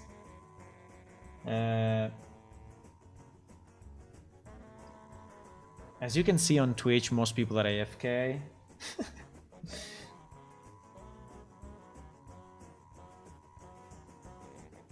There is still 1 minute left. 1 minute left and then the boss will join. The boss will arrive. So yeah, you have to type exclamation mark join mage, warrior or priest. Hula you are in, Dambat you are in, Mippy the Dork you are in, Harry you are in, Bordeaux you are in. So basically the game works in rounds, okay? So the monster will appear on the left and you will take rounds each one, right? And when is your round, when is your turn, you will have at the top an explanation of what you can do, right? And basically you need to do, I don't know, for example, exclamation mark heal or exclamation mark blast, or so depending on, it will tell you anyway. We have been joined by 2 bots because not enough people typed join something. So as you can see now the boss, let me put a black background so that don't interfere too much, okay? So now is the turn of Harry, and Harry needs to do something like Mortal Strike, so exclamation mark Mortal Strike, exclamation mark Demoralize, or exclamation mark Protect. So if you type that command, your character will act. If you don't type anything, I think is doing probably a normal attack. Right? So Harry, you should type like exclamation mark Mortal Strike or Protect and then the target. Now is the time of the bot and so on, and you go in turn, and so you will always have your turn. Now we are not too many, so I think we will die again to the boss. I think we will die again to the boss, boys. Unfortunately. I was expecting like at least 10-15 people to join out of 90, but... Okay, you can type exclamation mark Mortal Strike, for example, Hula. And you can keep it in your Control-C, Control-V, so that, you know, every time... Or Demoralize, yes. Demoralize, I think, is a debuff. Now is the turn of Dumb. So Dam should do the command. You can do Firebolt, Lifesteal. Lifesteal I don't think is needed at the moment because we are pretty much all full health except of Hula.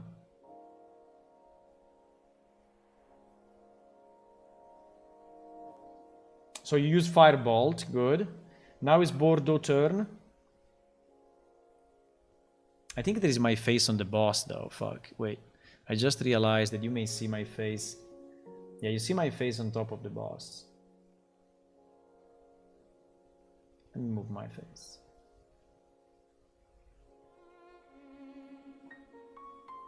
But anyway, that's a fun mini game that you can do. We are fighting a tiger. Now the tiger is on your side, is he? Tiger is on your side. I don't know what happens if you kill him, but it's very tough to kill. I think with 10 people you're gonna lose. I mean, with 8 people we're gonna lose. You have to heal. I think the next guy should heal because I see that some of the people are low. Dampen, I have no idea what it does. Okay, meanwhile, if that's okay with you, I will continue to develop because I prefer to move on. But it's kind of a fun game.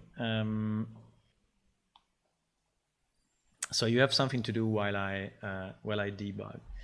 So yeah, I was saying we have 2 ways to fix this. One is through passing the handle query message, request map action location. Yes, the action location is coming from here, and for sure is an empty sector name.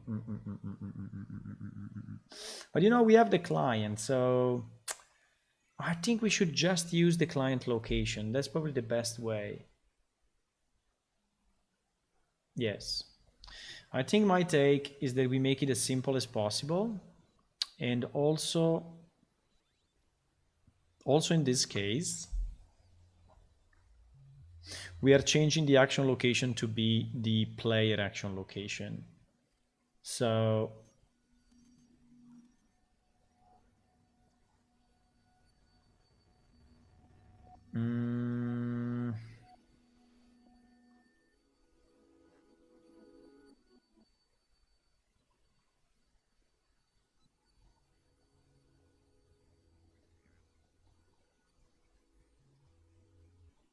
handle query select.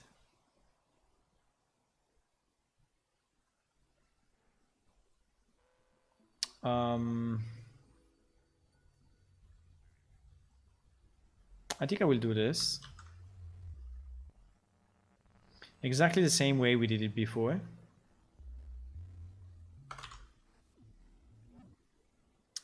And we will take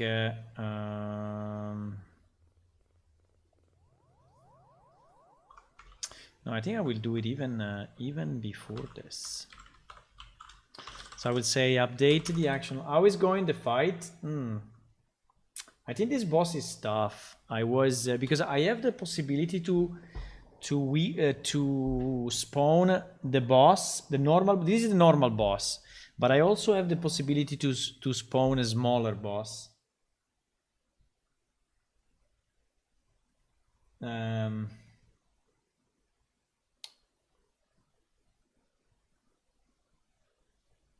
I think it's tough to kill.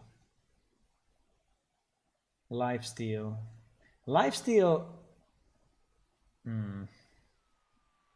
The boss is tough. Wow, look at the damage. Look at the damage on NPC bot 2.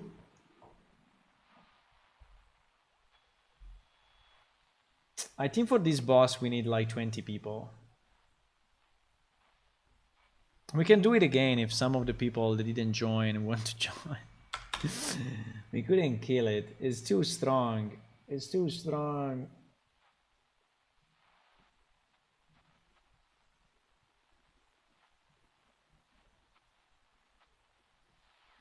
Okay. I was watching you. Update the sector based on the based on the player location, right? So we do this, and then we do action info dot sector equal to this guy. I like this music. I like this music a lot.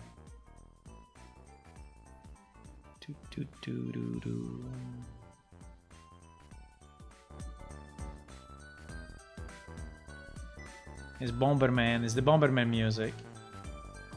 Bomberman's so nice. Okay. So we do this. And at this point, I think it may already work because the problem was just the mismatch with the action name. So let me recompile it.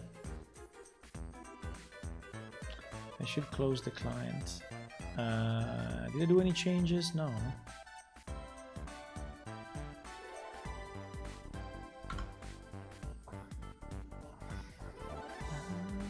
Yeah, as you can see, unfortunately, the boss is winning.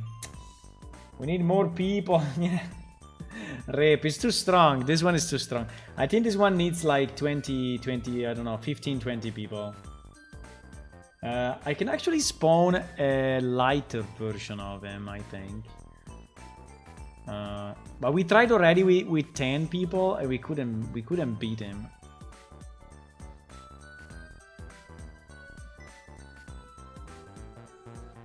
I couldn't beat him. It's too strong. Okay, it's recompiling. Holy shit, someone exploded. NPC bot 1 is dead. Hula is still alive.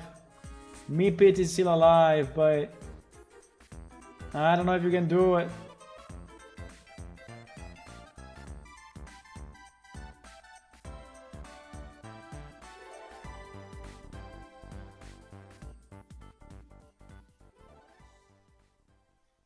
I think like the demoralize, like if you have 20 people and you like do 3 or 4 or 5 demoralize, I don't know if they are stacking, but if they are stacking, I think you can really reduce his damage a lot.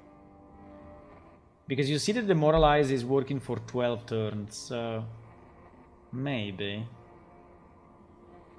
I don't know, we still have 71 people in the chat, so. But they're all AFK.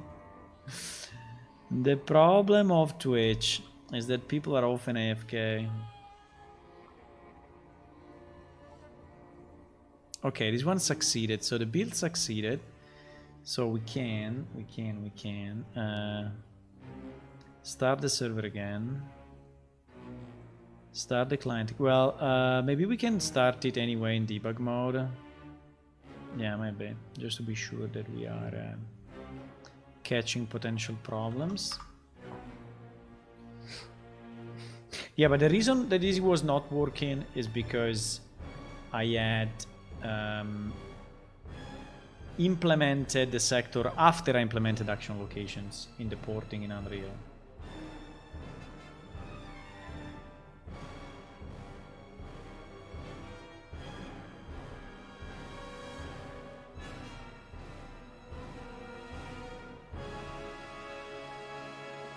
Hula and Mippy, you're still alive. How did you do that? I mean, how did you manage to stay alive for so long?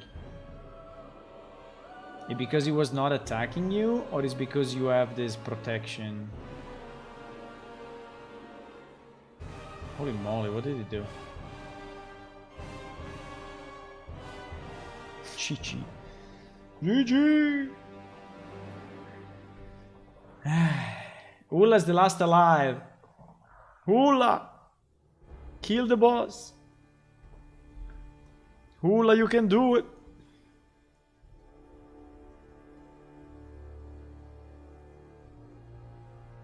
Hula, you can do it!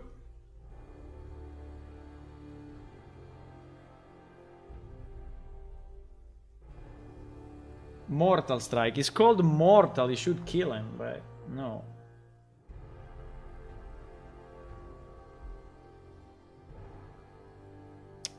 Still running or what?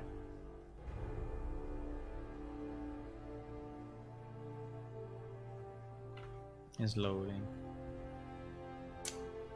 Nothing. The boss won, but we got 50% health. 50% health is not too bad.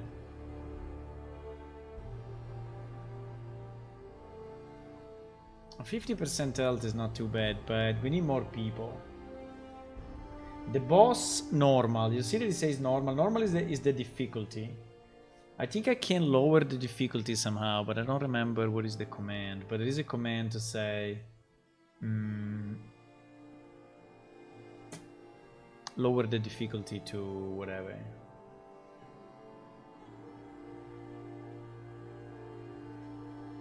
Because I think they realized that it's not really easy.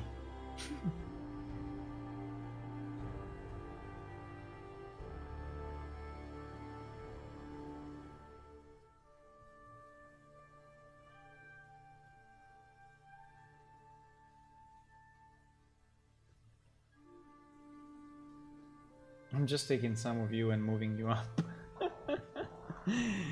Moving you up the stairs.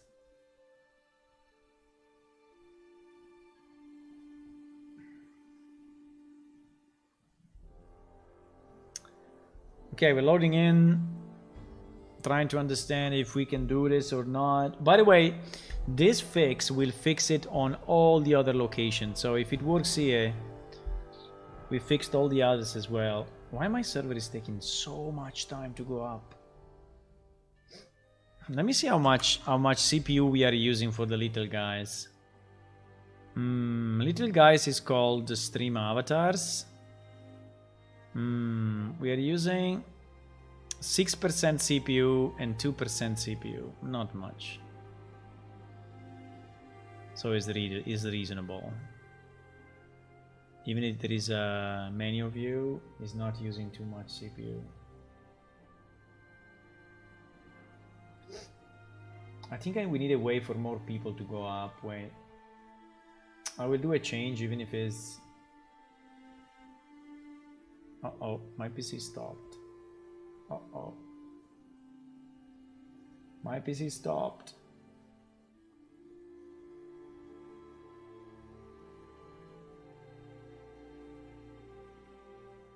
Let me do this change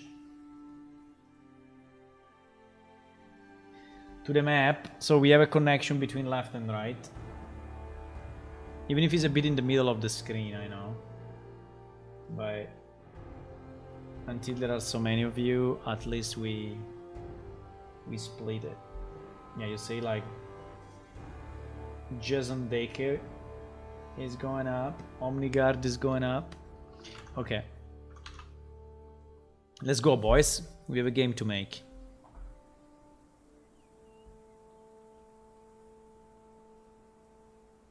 What CPU do I have? My CPU is not very new. Is an Intel i7 6800.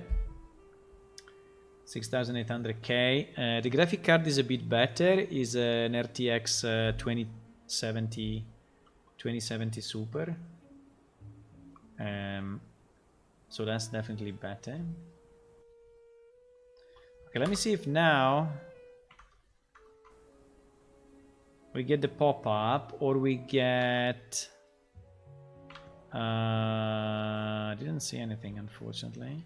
The sector name is correct. Let me just remove the...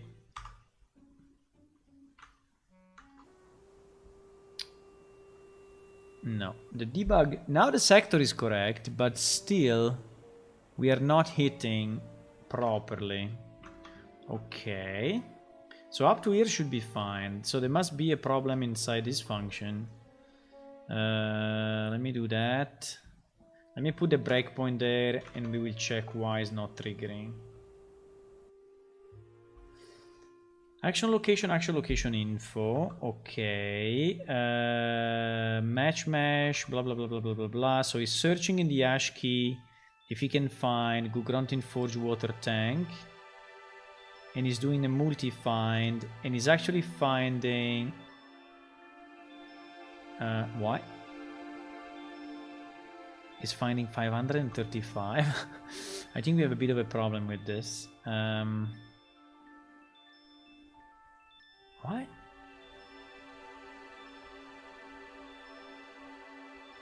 Ah, no, wait. Empty. No, he's not finding any. He's not finding any. Why? Let me see,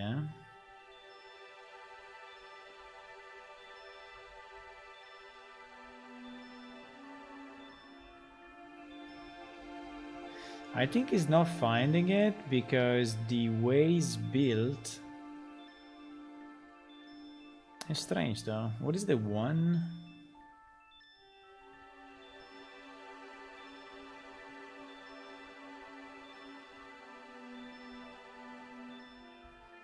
I don't understand what is the one. The one is the trigger type. Ah, okay. The trigger type in this case is a mesh trigger. This could be the issue, This could be the issue. Could be the trigger. So now we are in a better position than before.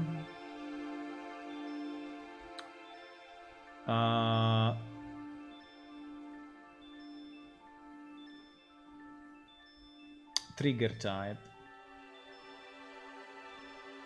Select.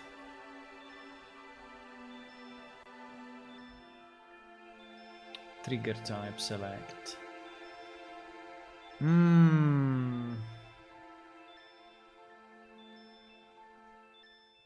Master ID showing there, maybe it's a filter issue.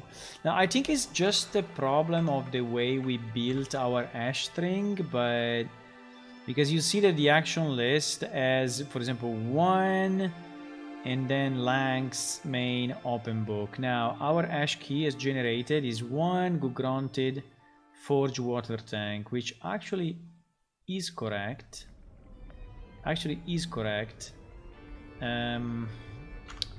So I'm just trying to understand. So let's refresh this, by the way. Forge water tank. You see that? Ah, fuck! I changed the name and not the mesh name. GG. I changed the wrong one, boys. It's not the name. It's the mesh name that we need to change. That's why. Okay, so let's go back here and let's change the mesh name instead of the name. Mesh name. Yeah. Because the name is just the visual thing that you see, but it's not the actual. Okay, that's good though, because it seems that we found the bug then. I mean, it could be. Right? So let me... my client... but I can reconnect. We can try to reload the cache, if the cache is actually working. If the ID is unique, you could use that in the hookup. Yeah, there is a bit of a reasoning behind, because the client does not know the ID. I know it may sound weird, but that's the way it is. The client doesn't know the ID, so the client is just sending a query, which is like, I clicked on this mesh, right? I mean, I clicked on this point on the map. Which can be a mesh, which can be a location, which can be anything. So we even do it by coordinates in certain cases. Because we want to be able to associate also to a generic coordinates and not just to a mesh, but so that's why I need to do that. Let me see if I can then reload. So window gm show, and I will do reload cache. So in theory the cache is reloaded. Let me remove this breakpoint 1 second, because I want to see if I right click. Fuck.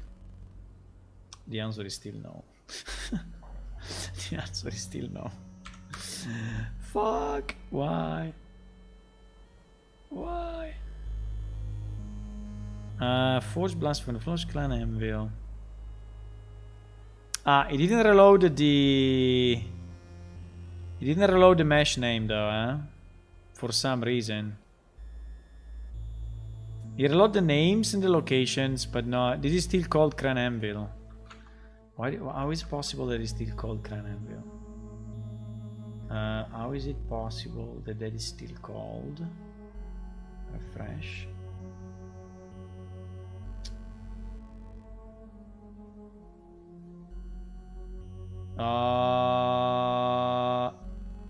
Okay. That's probably why. Because unfortunately I have multiple databases and I executed it on the test one and not on the production one. Okay, now we have it. No? Okay, now we have it. Okay. Ah, finally! Jesus! Okay, I can right click on this. Okay, finally I can right click on this guy. Okay, good. So we have it now. So now also the others should work. So if I click on this one, yes, you see it is working. If I click on this one, it's working. Okay, nice. Very good. Now the only problem. Hello, Raoni. Yes, because we got a raid from we got a raid from Unreal Engine. Unreal Engine was streaming, and they were speaking about Lumen, which is a new system for lights in Unreal Engine 5, and they were so kind to raid our channel on Twitch, meaning that a raid on Twitch is basically sending all your viewers to another channel. So at a certain point we had like 600 people here, and now there are about 60 left. Half of them are probably AFK. They are not even realizing they are on this channel, but they will realize when they go back to their PC. But I would say at least another 20 or 30 are real people. Are real people. Okay, so we fixed this, which is nice. The only problem is that when I click on look, right, it's not opening up the container. So it seems that containers connected to action locations at the moment is not working with Unreal, because I didn't import it yet. I think I never tested this with containers. In the old game, if you right click, you can view, you can examine, and so you can see the container, and then you can put items in the container and such, right? So we need to understand why, but I think that the why is because I never implemented it, basically. I never implemented that in Unreal. I never did that. So let's check that. Let's check if I can fix that as well. So after we do the query of the object in the 3D world, then we should return process matches. And process matches should should understand if it needs to examine the object or it should run a script, because maybe some objects are something that you can activate, like a lever or a button or things like that. Good night, Mr. Idol. Thank you for stopping by, and also thank you for saying hello in the chat. Very appreciated. Hope to see you again.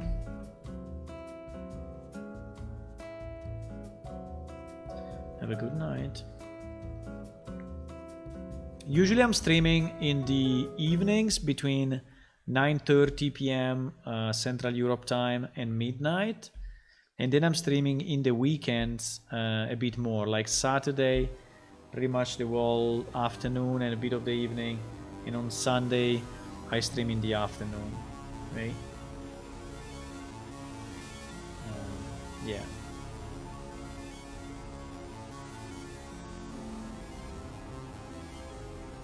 Okay, so I assume that we are arriving here inside handle examine operation. I think we arrive inside this function, and then inside this function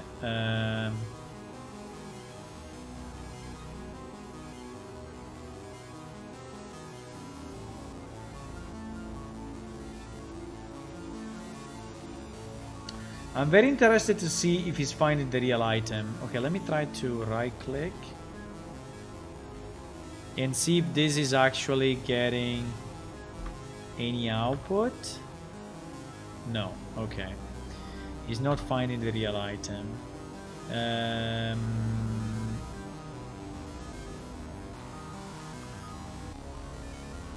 He's not finding the real item because basically for every because I didn't load the items in this run. Okay, that's good. That's good, boys, because maybe it may work. Let me load the item. I'm usually not loading the items when I use the production database because it's a bit heavy, but because I like 120,000 items that our nice players have scattered around the world. And so that's why I'm not doing it.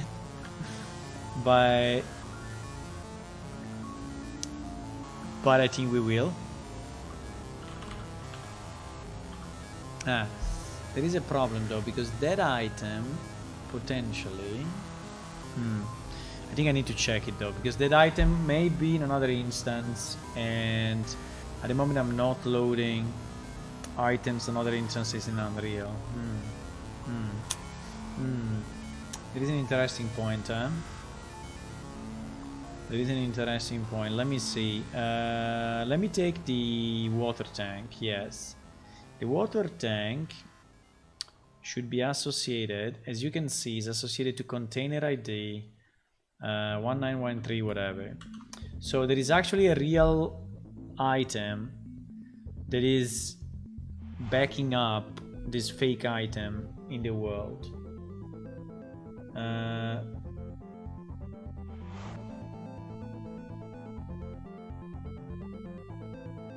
Load quest as a typo?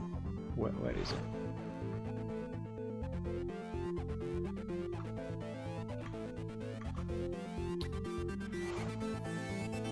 Oh, thank you. Yeah, so it's probably loading them then. So it's probably loading the quest because I mistyped it. Thank you. So now that so let's load the items now. But I want to check if this item is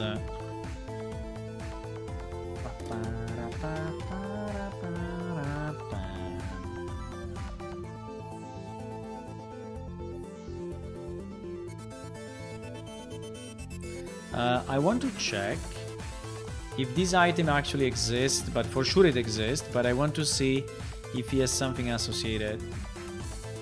By the way, I cannot wait the day, you know, that we will have everything ported and I can just work on new functionality, you know, because at the moment I'm still working on the porting, so to ensure that everything that was on the old game is also in Unreal. But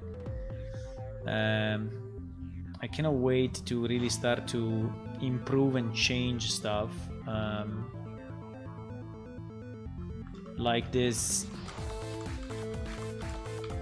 item location, the action location. I don't think is a great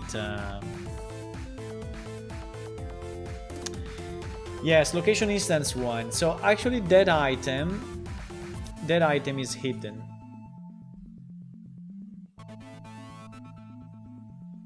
And so it will not be loaded.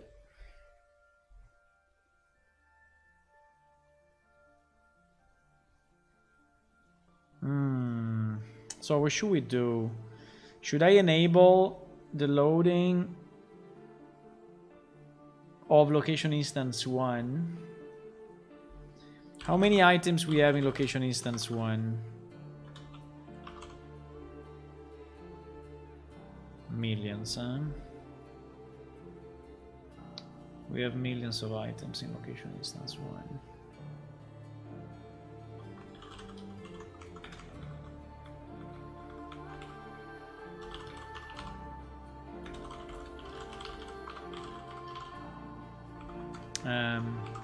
What is it? I think it's lock. Wait. Wait.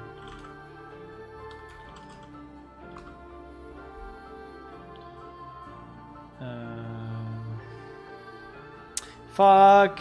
Sorry, I'm. I don't know. I'm messing up. Like. No proposal. What do you mean no proposal? Action location. What is the name? Ah, no. Sorry. Item instances. Item instances. Instances. Where, yes, lock.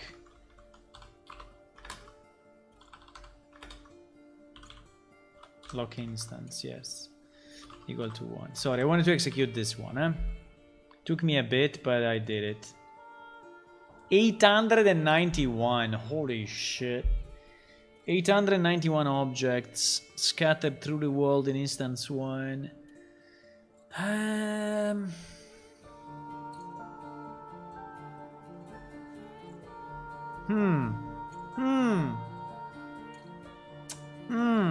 It's not an easy problem to solve because I can move.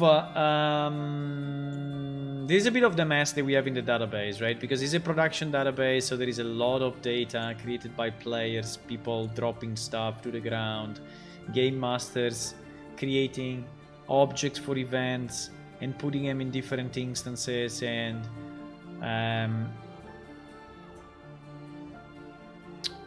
it all works in the old game, but in the new one, since I'm not managing instances the same way, now that is backfiring a bit on me.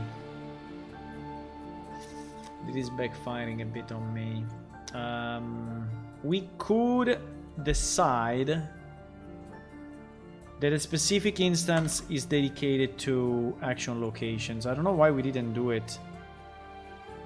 Wow, unlock instance 2, there are 1,500 items. Unlock instance 3,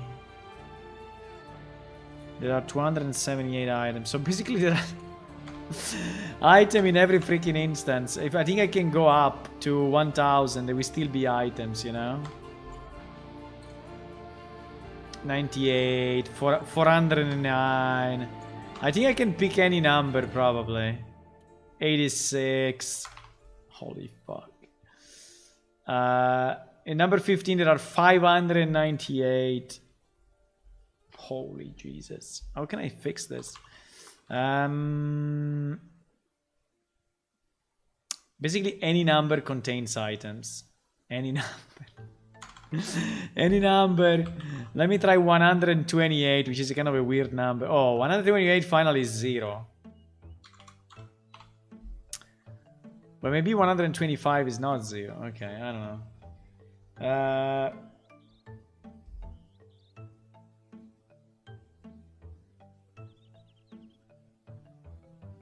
If it's an hidden item, it's true, then it shouldn't load unless the player is logged in. No, because we had this kind of very interesting idea in the old game, which were instances. Okay, instances. I think it's nice to explain because I think it can be a good concept in general. Instances were something like parallel universes. I still have the old client open. Ah, yes, I can show you here. Very easy. There is the old client. Okay. So if I teleport me to Arnquest, I can show you the thing. There is the old game. Huh? So it's like if it's parallel universes. So, and it was so useful. By the way, I cannot do it with Unreal, but so basically we are in instance 0. All the players are in instance 0 by default, right? And these are the items that are actually part of instance 0. And it is an NPC that is in instance 0. If I ask to the game to teleport me exactly here, so in the same place, but to instance number 1, now I'm exactly in the same place, with the difference that all the objects that are dynamic are not visible anymore, because they are on another instance, right? So now I'm traveling instance 1, and for example, you see here, for whatever reason, there is probably leftover, but in this instance 1, there are these 2 objects here. So if I go back to instance 0, it takes a bit to load. You see these items are not existing, but new ones like these 2 furnaces here are appearing. So for us, instances were like parallel universes, you know, one on top of the other. So it's like you could have, you know, layers of the same world, right? And this was so powerful for us because for example, for guild houses, we had one guild house of one type and then multiple instances. So basically all the people are living in the same guild house, but they don't know it because the geometry is the same, the physical location is the same, but all the items that are inside are different. So you could have a blue item here, right? And you can have a red item here in the other instance, right? And it is so powerful. You have no idea how powerful that is. The problem is that I tried to do it with Unreal, but it's not really working. My main issue is collision, because unfortunately some of these items have collision, like a table or a bookshelf. And we actually made a prototype where the instancing was working perfectly, except collision, because anyway the server side still has the item in the same location and is trying to collide. And yes, there are ways to filter that, to have the significance manager on. So we tried different things, but it was not really working. So I gave up on instances with Unreal at the moment. Just to be clear, it's our instances. It's not instancing a server for Unreal, which is a completely different thing. But is our plane shift instances, right? I gave up with this. I say, okay, it doesn't work. And so now, unfortunately, I'm left with this problem, okay? I'm left with the problem of how to manage the items that are actually in the other dimensions. And I said, fuck it, we're not gonna manage them. But now, that choice is backfiring on me. It's backfiring on me. Because if I go back to... If I go back to the place that we were testing, by the way, we can test any other place, but I'm just testing this because it's the closest.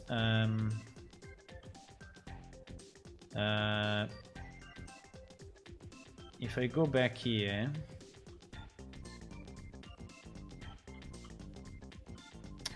right? This item is a fake item, so it's part of the geometry. This item is not really an actor, right? This is a static mesh part of the world, right?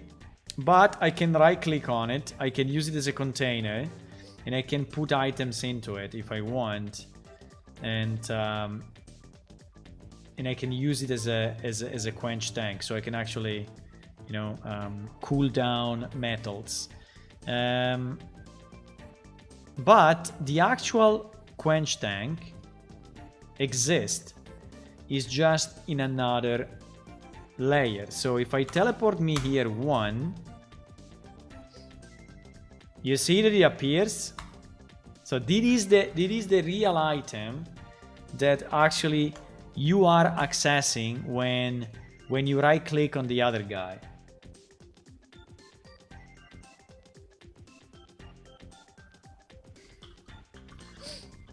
So you are clicking on this item and you are actually getting access to this item, which is invisible to players, but is positioned in the same place, right?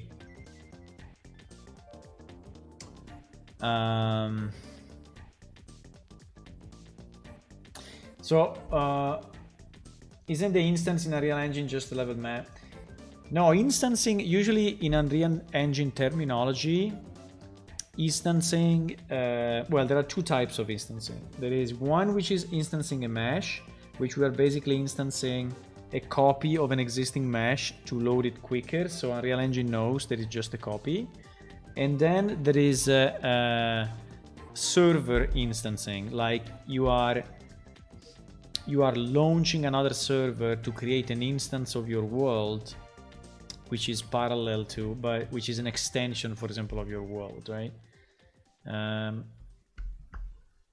Uajet, are you here? Because I saw you were speaking before. Are you still here? Because my question to you is, can we dedicate, you are here, good. Can we dedicate one instance to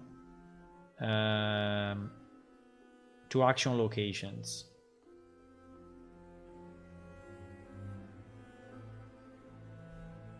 Because if we can dedicate one instance, and for example that instance is number 1, I think will make my life so much easier.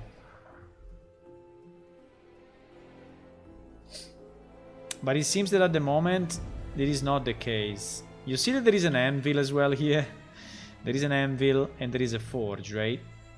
This is because we are using the same item, forge, but we wanted different graphics for it. And the graphics is actually embedded into the 3D world as a static mesh, which is this shit. I mean, I know it's looking pretty bad, I'm sorry for it, but it's this thing.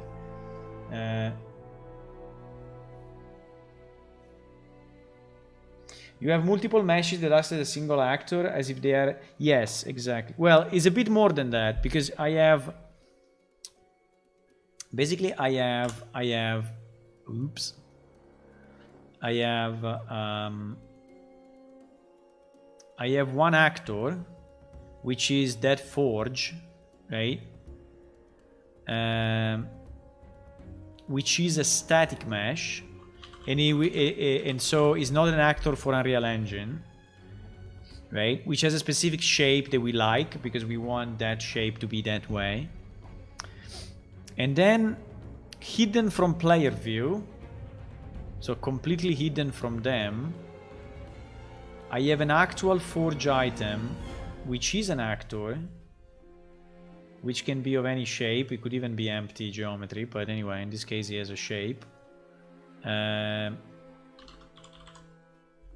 Which is an actor, which is all the properties of an actor, of a plane shift item actor, and you are going to access to him without knowing it, right? Without knowing that you are actually accessing this guy. So whenever I click on this geometry, which is static geometry, in reality I'm accessing the item that you don't see. And we do even more than that, because we can go by triangle or by radius. So for example, if I have this building, right? I think it's a very powerful concept. If I have this building and this door is actually not a separate mesh, I think it's not in this case. You see, I can right click on this door and I can enter a guild house, because actually here there is a guild house. And if I click here, maybe, I don't know, or here, you see, It doesn't do anything. Even if it's the same mesh, because in this case we do it by proximity or we do it by polygon. And just to extend on this concept of instances,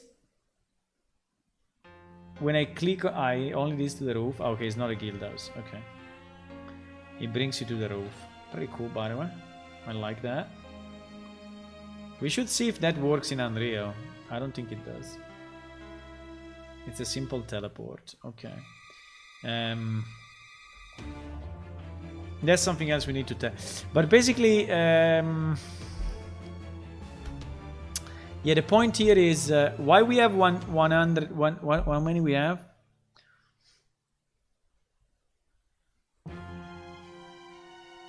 Why we have 891 items on instance number 1. That's a lot.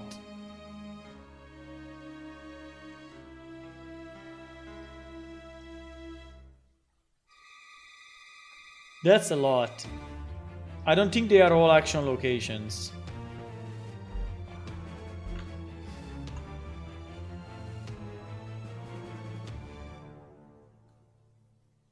I don't think those are all action locations. So basically the way would be to just run around, you know, and see if there are items that are misplaced and move them back to another instance.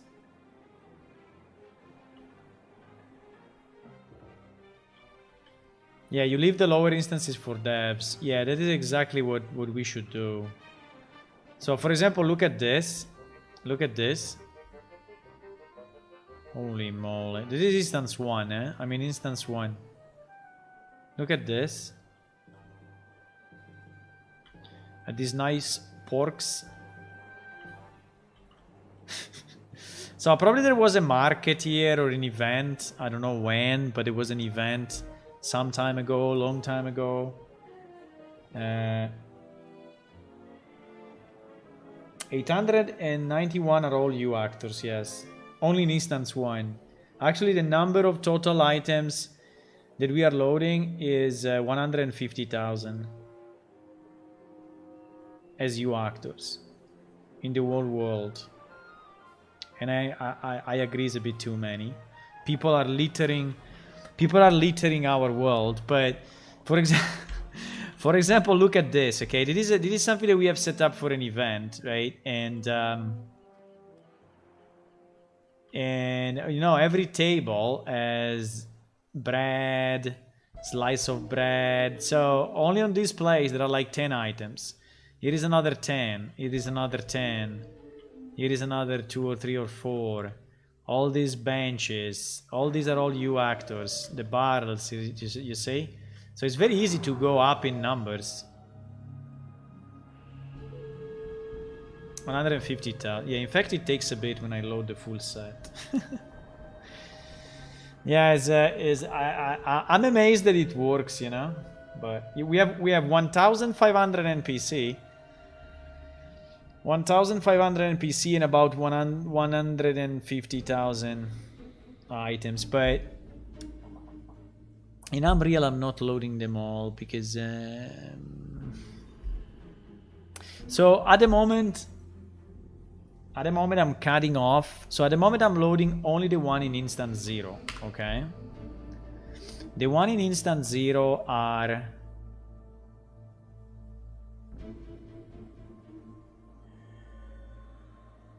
what the fuck? Ah, no, wait.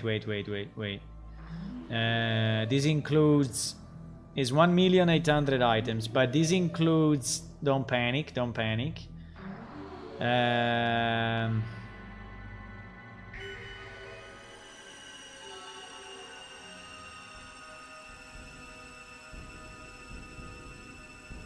No, what the fuck? Why is 1 million?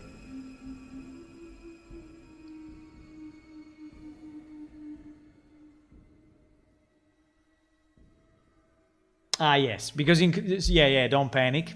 This includes player inventory. Okay, this includes player inventory.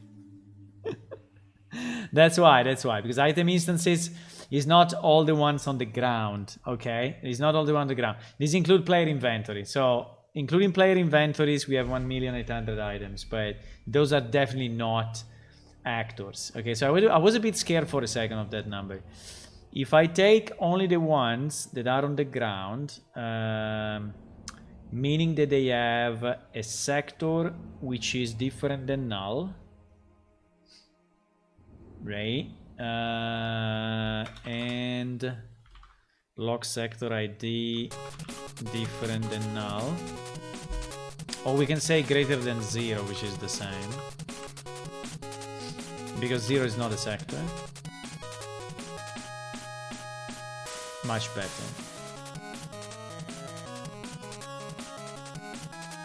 We have 5,000 items.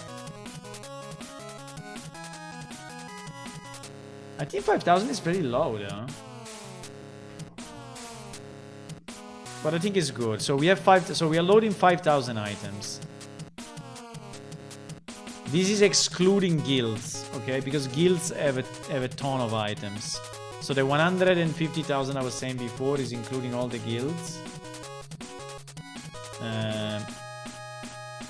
I think also Warjet, you did a lot of cleanup in the old game. So yeah, but I think that the question is which one with lock sector ID greater than 0 are in location instance 1. You see that it's something weird though, because if I remove this part, I get more items. Like if there are items which are owned by players, but they are in a specific instance. That seems to be a database fuck up.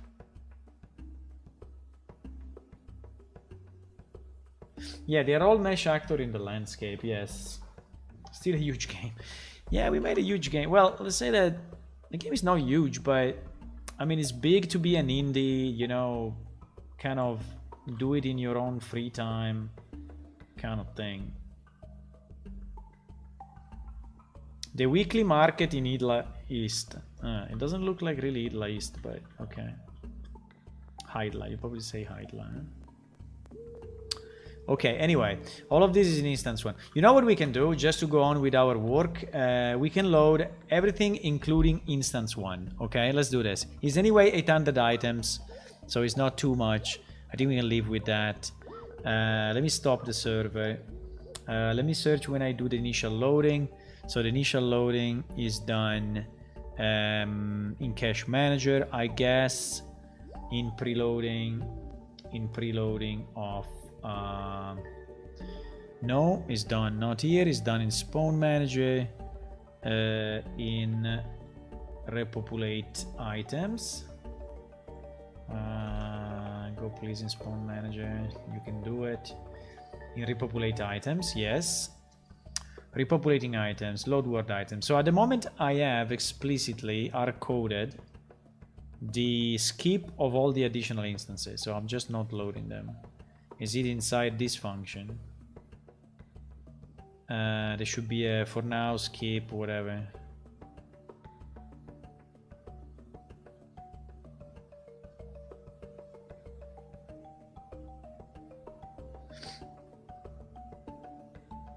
Yeah, you see, you fix me. Skip guild items for now. So we are skipping all the items that stay in these sectors. And also we are skipping all the other instances. So in this case we will change it. And we will say if it's greater than 1. Okay. So we will load, we are loading except instance 1, which is dedicated to action locations.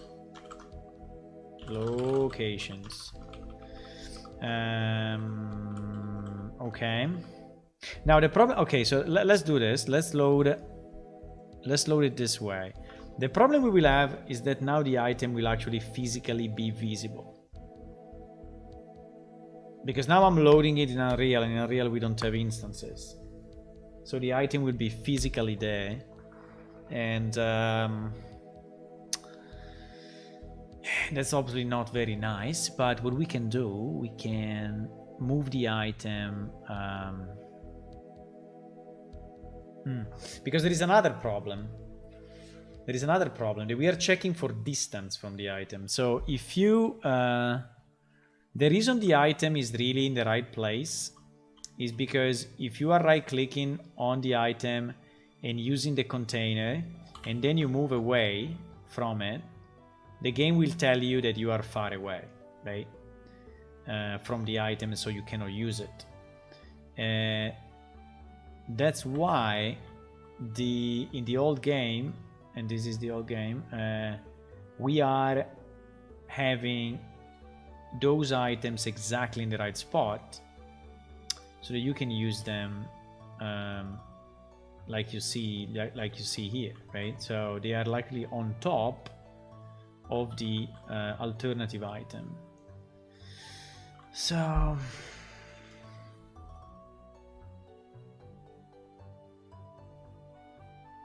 I mean, I can easily move this guy, you know, I can easily move this guy down 1 meter and no one will know that it's there. Doesn't Unreal have a hidden property for you actor you can set and a world position offset for distance to the item?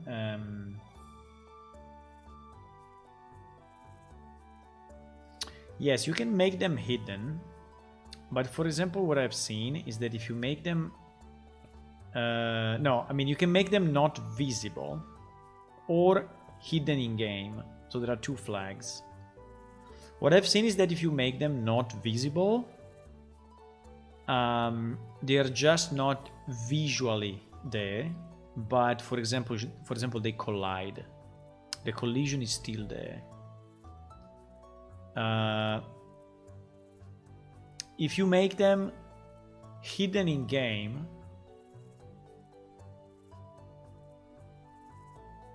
I think they really disappear.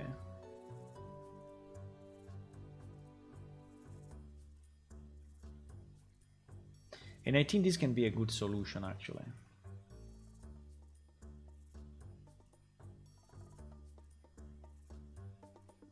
I think it could be a good solution if you want to keep the item in place but making it invisible to players.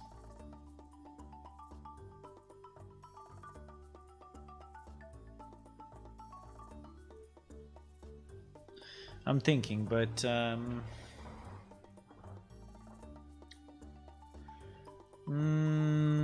I think it may work.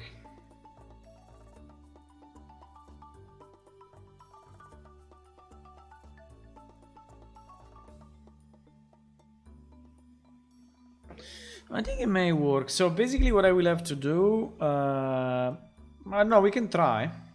Okay, let's try this, so at least we see the item and we see if that part works. Then what we can do, we can, during the loading, there is a part where we actually spawn the item, which I think is probably here. Or, I don't know if we do the load first and then we do the spawn, or if we do everything in one function. I don't remember.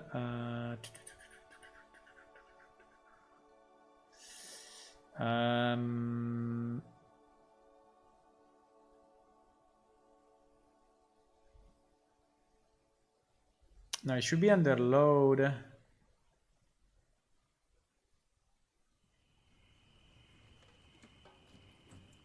No, it's here. Now create the entities. So yes, what we can do, if we assume that 1 is the instance, and the item instance here is kept in this function, when I create the item, I can say, hey, if the instance is 1, they become all hidden to players. You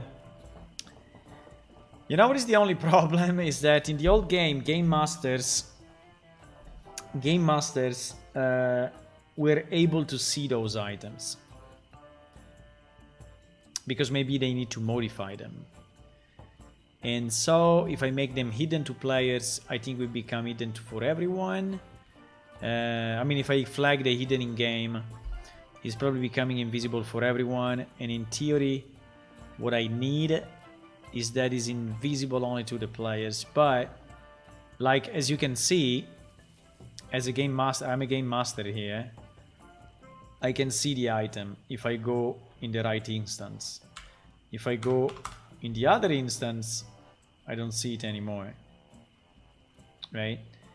Why? Because maybe as a game master, I need to be able to modify this item or move it or change it or delete it. So if we flag them all as hidden in game, then game master will be a bit screwed. But maybe we can have that kind of,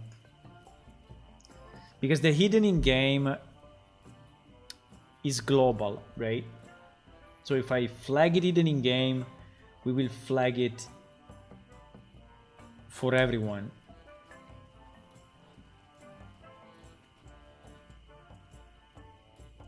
Is there a way to just try one object? Yeah, we can test it. I mean, what I want to test now is the server is up, because this is all good reasoning on top of the thing that we were doing, which anyway is a very important thing, because we have so many of those places in the game, and we cannot just say it's not gonna work. So, you know, what I think is the preferred solution is that I move this quench tank 1 meter below ground and no one will see it. And if you want, as a game master, you can slide yourself down 2 meters. So now I'm below ground and I can see below ground, right?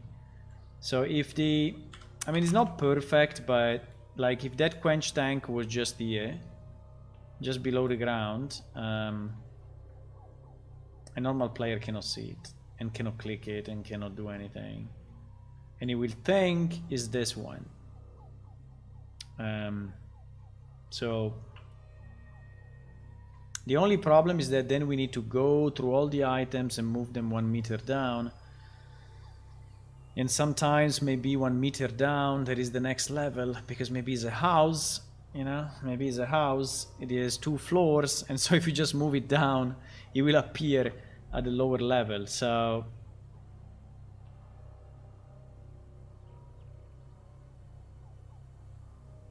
for that requirement, you need to have an instance of your actor that has a flag for visibility based on the player level. Yes.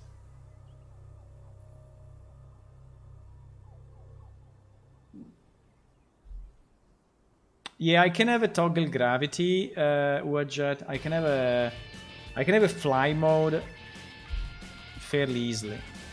I didn't enable it in Unreal, but I think we can do that.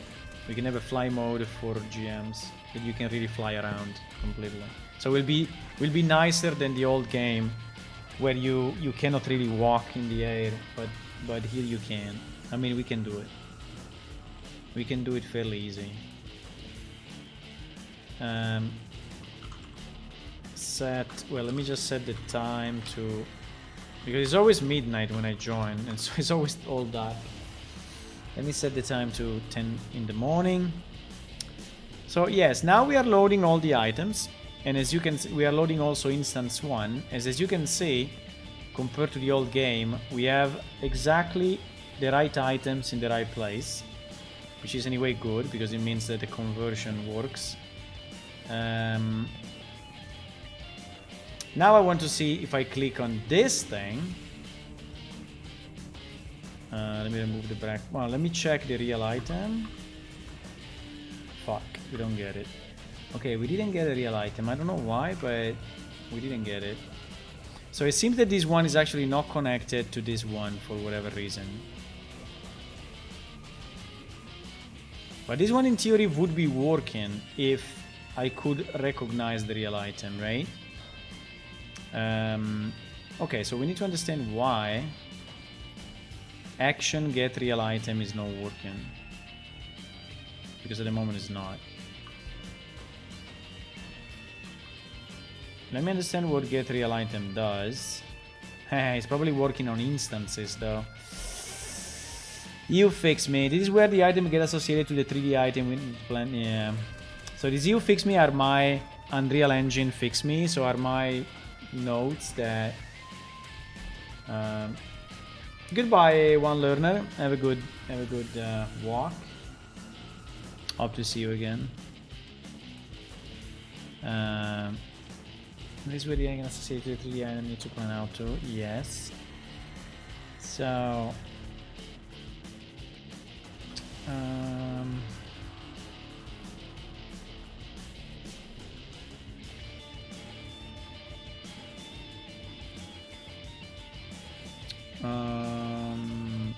So I was thinking at the back of my mind that I need to thank Victor for the raid. It was very nice of him. Check if the exit location for real item, instance ID, instance ID. You see, is commented out. At the moment, this function is completely commented. Okay, so it will obviously not work. But let me check the old code and see if we can fix it, because maybe we can. Maybe we can. So we are inside PS action location info. PS action location info in get real item.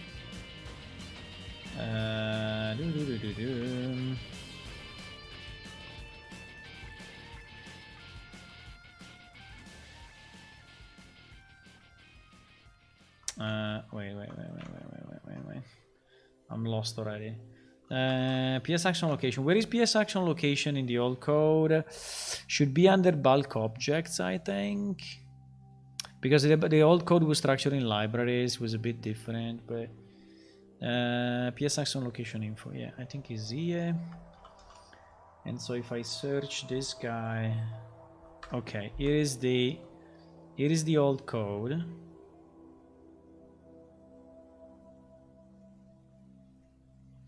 Here is the old code.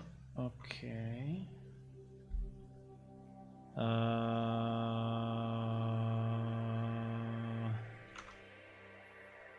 Get gem object, get item. Get gem object, get item. So the old code was this get gem action. Because this was assuming that we were associating an actual object to it, which I don't know if we are doing it. Probably not, because the set, I mean, all this part is not done the way it should be done because we never ported it, but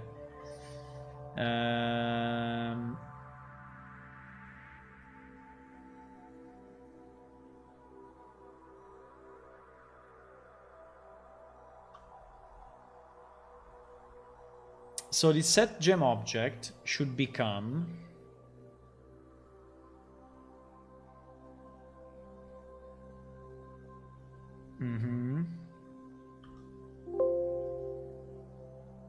Oh, come on, someone should set this thing, huh? It's impossible that you cannot find it unless it's in a class that I didn't import yet, but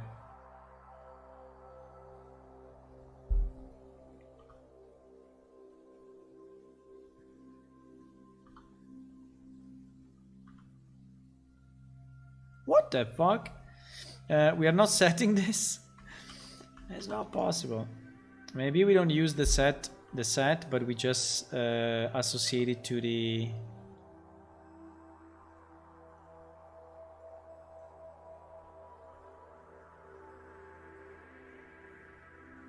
So this function is not getting called.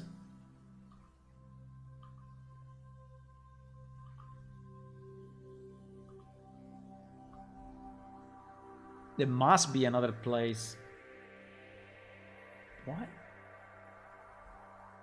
Okay, entire solution. Let's go.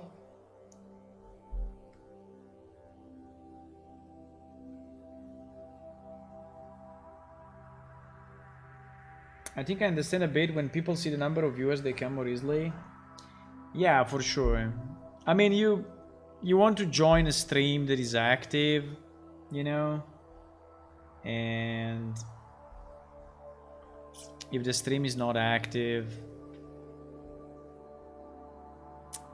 people are not joining. So yeah, it's a kind of an exponential effect. The more people you have, the more people you get. The more follow you have, the more. So it's kind of a circle.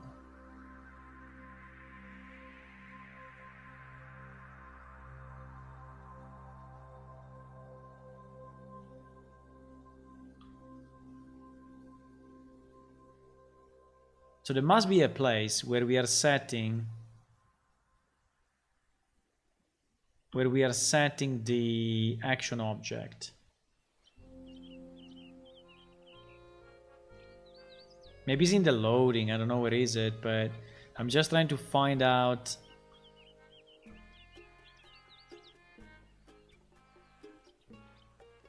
I think it's in the load, by the way. It cannot be anywhere else. I'm just skimming through the code because I'm a bit lazy, but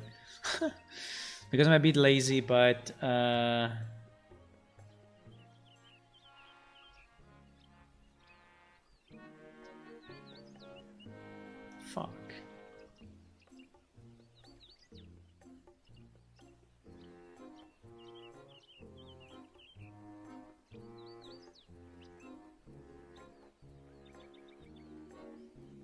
There are a lot of gem actions, but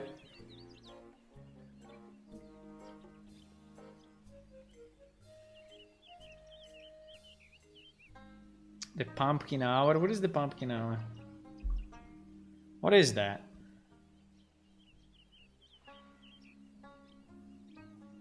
No, I don't understand how this class works then.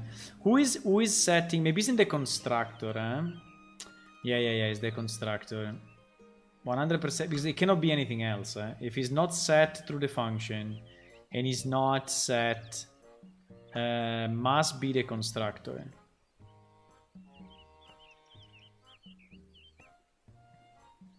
No, it's not even the constructor.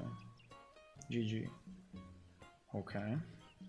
So is the load. How can this class work?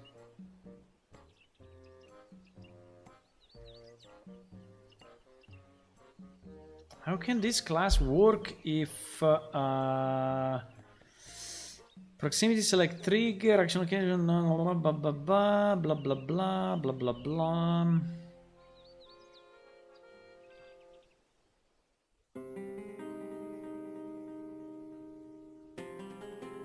I hope we don't resolve it on the fly at runtime every time.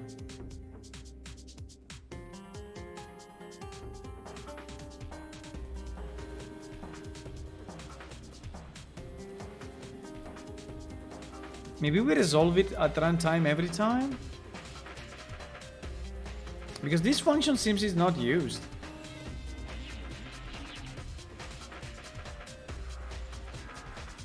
No, I don't understand. I don't understand. How is possible that this function is not called in the whole solution? Boys.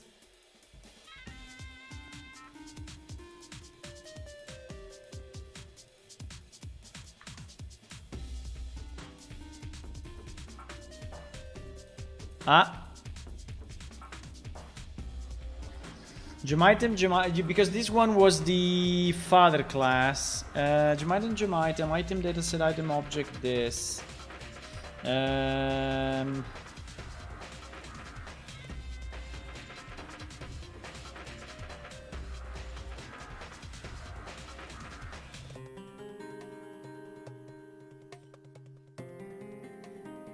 So I was basically in the constructor.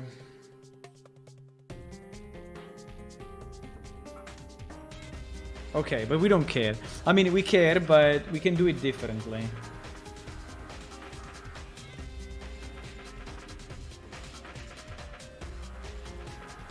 I understand.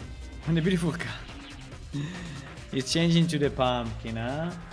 At midnight, huh? It's the end of the good story, huh? It's the end of the story. Now it's pretty much midnight. We are above our normal time, but considering we still have 45 viewers, I'm gonna go a bit more. Just because we have many viewers, and it's always nice to have viewers. I think most of them are AFK anyway, but there are still a few real ones, for sure. So what I want to do this. I want to change this gem actual location to APS item actor, right? Because this is what it should be. So all the gem actual location actually should be changed to APS item actor. Can I do it globally? I think so. I think we can just change it everywhere. Because well, current project, I don't know, but I mean this document for sure.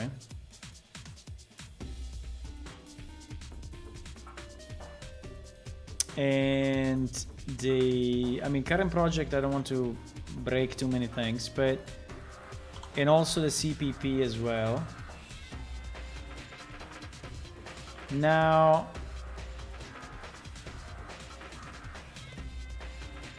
I think we can do this.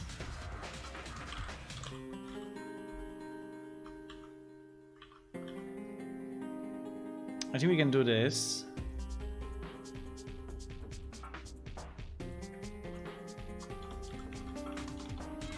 And I think we can do this.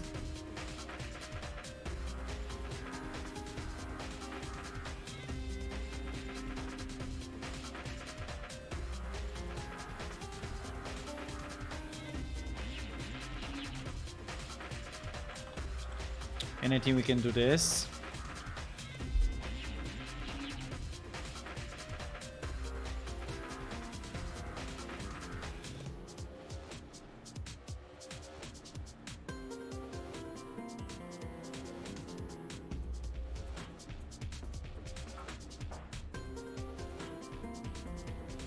I don't think we need any of this.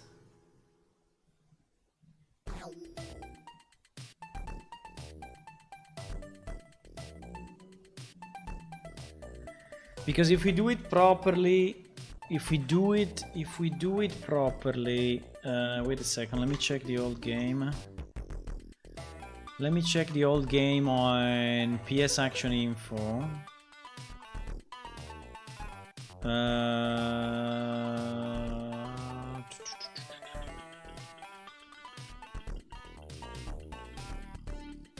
Yes. So it was just searching it by name, but here we can have it. Here we can have it directly. So I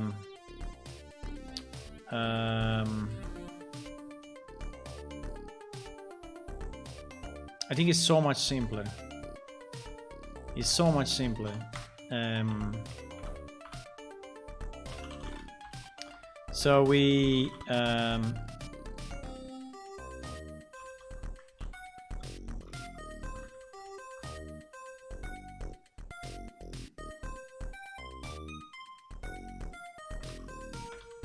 we just return the object that we associated. Now the problem is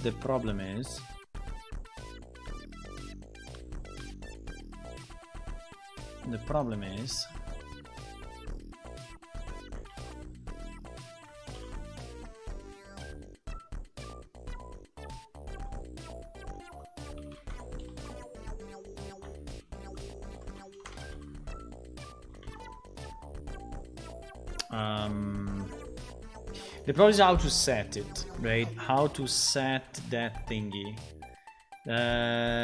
How to set that thingy.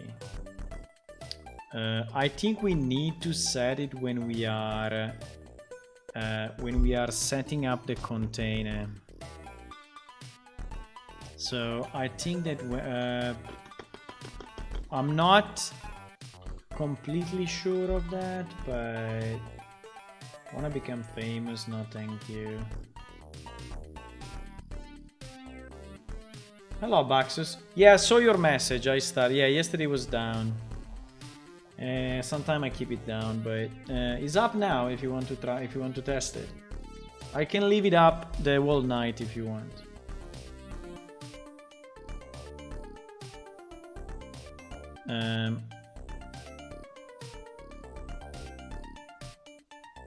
Set up containers.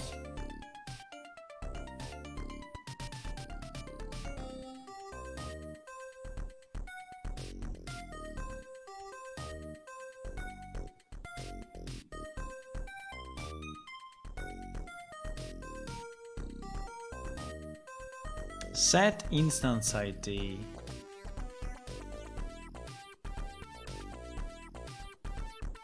This is very... I mean, I don't understand why we are setting an instance ID instead of setting directly the gem object. It is a bit weird in my mind. I would like to know when this is called. Let me just execute in debug mode the server and see when we are calling this, because if it's during the loading, assuming that the action location are loaded after the actual spawning of the item, but probably is not the case, huh? That's the issue, huh? So it needs to be resolved at runtime for that. So that is the original problem, I guess, that we had, so that the action locations are loaded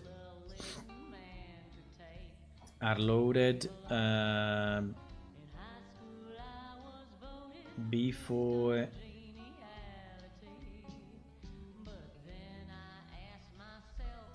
let me see if we have a preload. I think we have a preload action locations or no.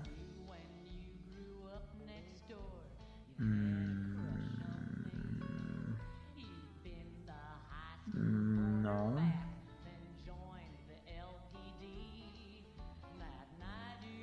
Action manager. I need to understand the sequence of loading, because I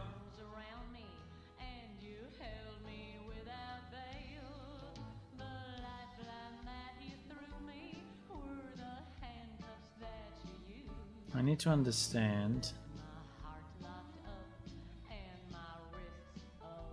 Repopulate action locations.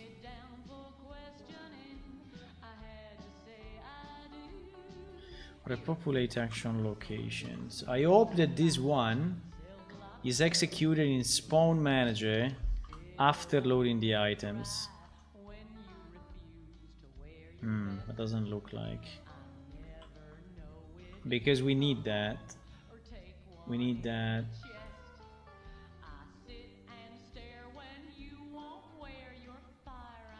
Handle reload message.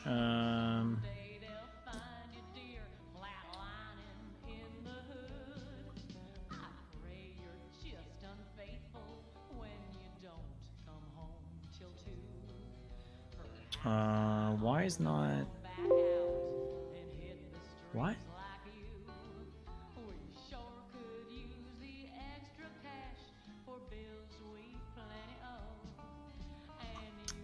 No. Wait a second, okay? So this function is only for the caching, or handle reload message. This is only for a reload, so fine. But this function, I'm just thinking, is it used also for the normal loading or not? Ah, yes. Repopulate live, repopulate item. Okay. Exactly what I said. So, why our spawn manager is not doing that? I don't understand. Why our spawn. Yes. Wait, because is game mode. Is game mode.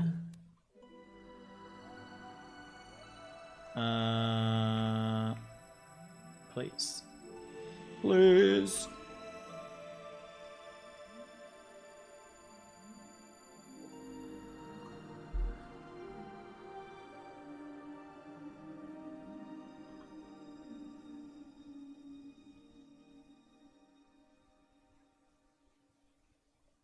Sorry, I'm trying to understand the sequence. Okay.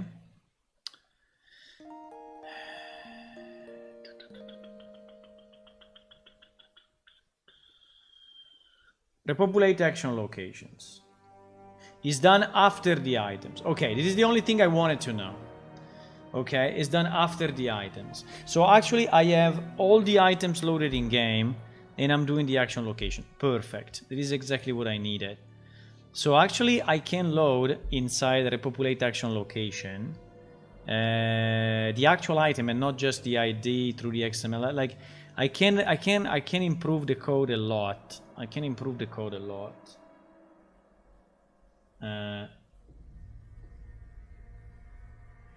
Okay, I will leave it up.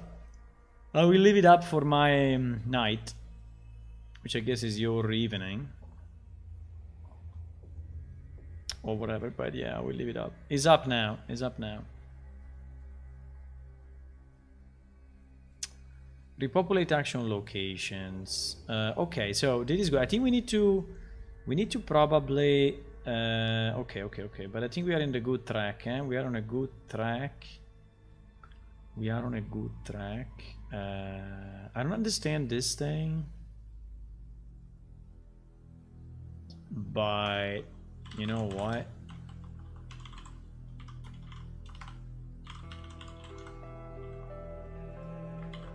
I think it's fine.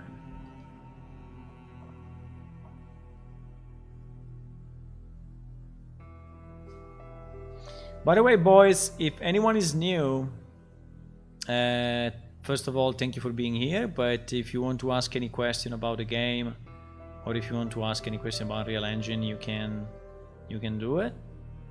Also, if you want to leave a follow, will be nice. If you want to check our YouTube channel, you can subscribe there if you want to help us. And also we have a Patreon site, which is patreon.com/planeshift, with lower tier, which is the Idle Citizen. You can get access to the alpha of the game and you can support our developments. So if you want to do it, why not?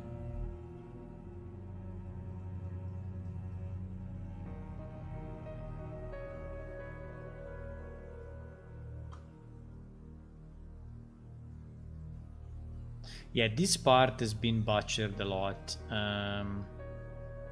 by me when I was doing the first porting, because I was considering this part not very important at that time. But now that we are, you know, completing more porting of the game, we are reaching again this point where these action locations can be interesting. And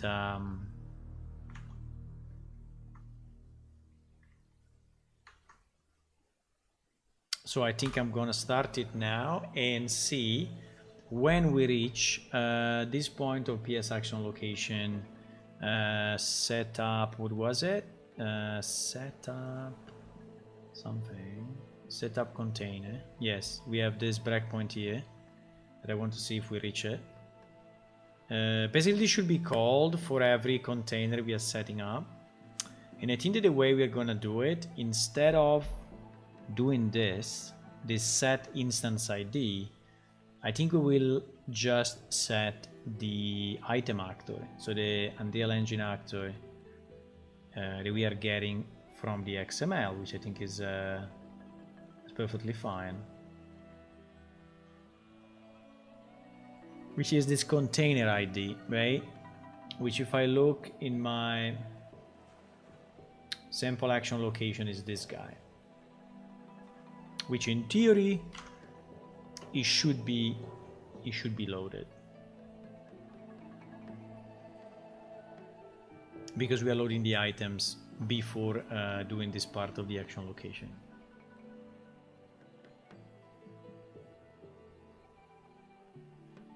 Now here we are working with the production data, and the production data is really a lot of data.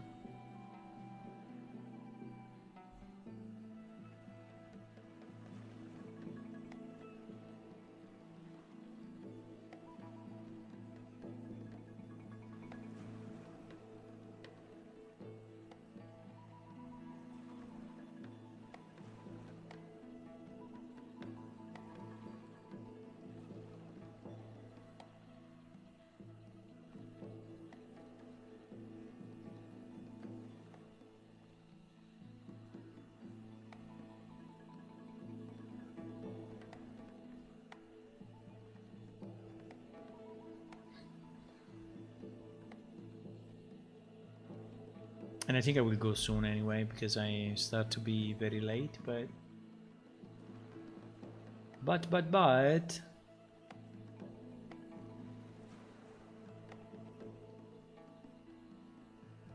You see repopulating items? How much time is taking, because now we are loading all the thousands and thousands of items.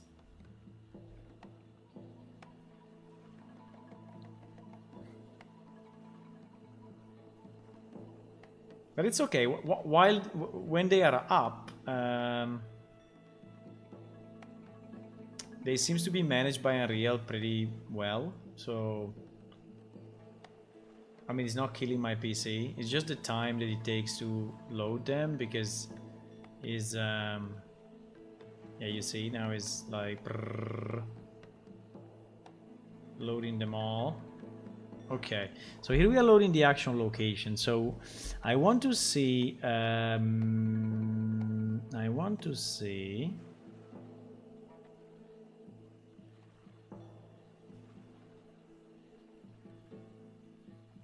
tag container.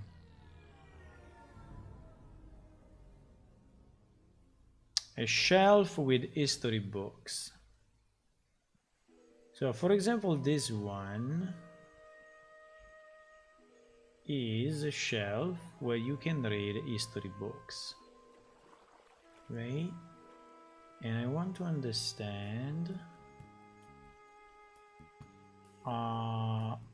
PS action location. This is ID number 3. Okay, let me just look 1 second at the database. I want to understand.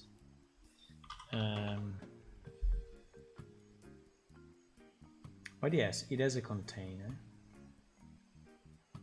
It has a container ID. So I want to see if this is actually going to do something or not.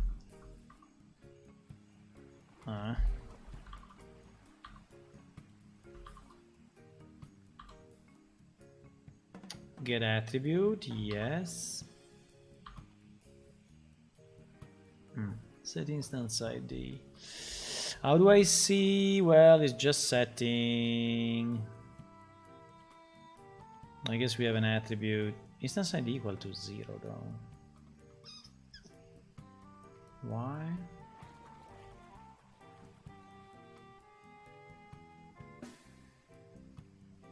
Attributes empty. There is something not working here, boys. There is something not working. There is something not working. There is something not working. Is it the parser? Oh my god, if it's the parser, we have a problem. If it's the parser, we have a problem.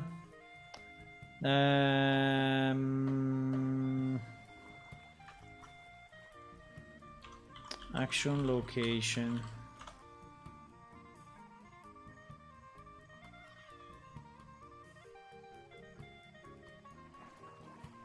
Yes, it's this parser thingy. Fuck. Okay, so just to explain you what is the problem. The problem is that we have most of our game is based on XML definitions in the database, which are allowing us to dynamically do stuff, right? Our old parser of XML was a bit smarter than the Unreal Engine one. And in fact, the Unreal Engine 1 it requires you to have double quotes for the values of attributes and other stuff, while in our engine we were using single quotes or double quotes, right?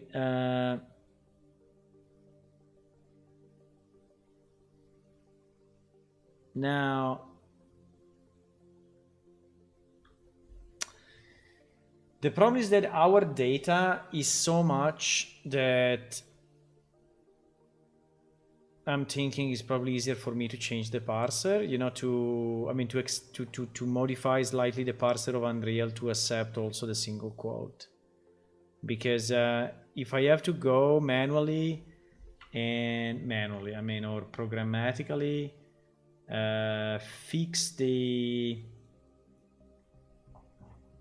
fix all the XML, I mean, it cannot be a simple find and replace, because unfortunately sometimes you have single quotes as part of the values or the descriptions. This is probably the reason why Unreal is doing it with the double quotes. I have to think about this a bit and see, because maybe for certain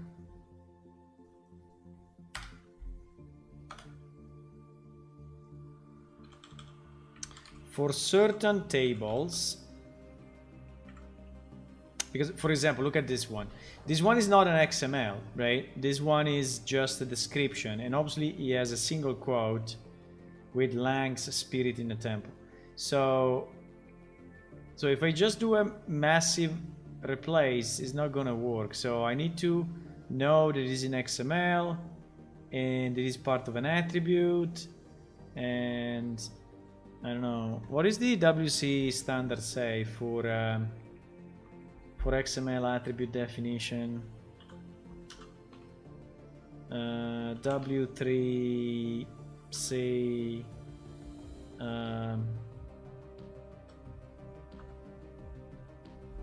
I can do this. I can search an XML validator. Let me just do this.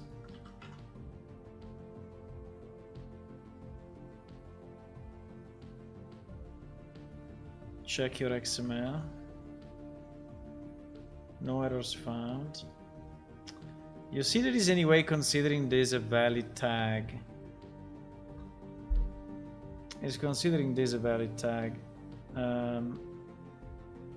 By, are we sure of that?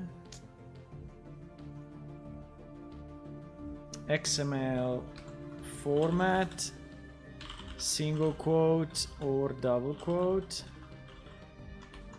I just want to be sure first that the attribute quoting is, attribute values are required to be quoted. Okay. If the attribute value itself contains a double quote, is it necessary to single quote? If the attribute value itself contains a single quote, is it necessary to double quote? You see the trick? You see the trick? So that is why our parser was using both. I don't know why a Unreal Engine parser is not using both. I have no idea, but it's not. So at the moment it's not reading this XML because we don't have the double quotes. Now, to tell you the truth, we already modified the Unreal Engine XML parser because I needed some changes. And so actually we already have, you know, to patch Unreal Engine when we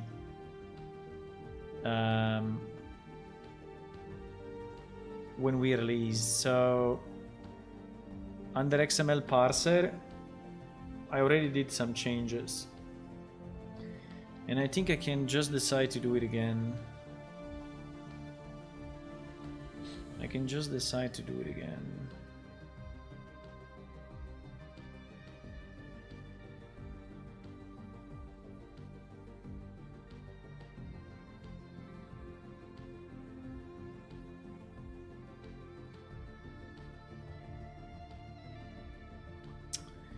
So do you think they are escaping it or what?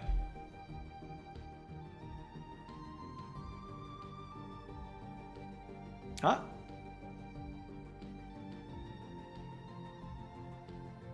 But here it seems to be taking both. You see? Double quote or single quote.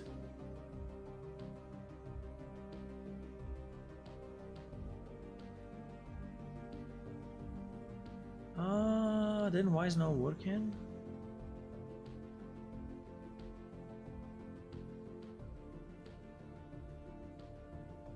It seems to take both. Is there a bug in this code or what? Because I don't know, I just randomly skimmed through the code, but I see that in this place they have if buffer equal to double quote or if buffer equal to single quote, and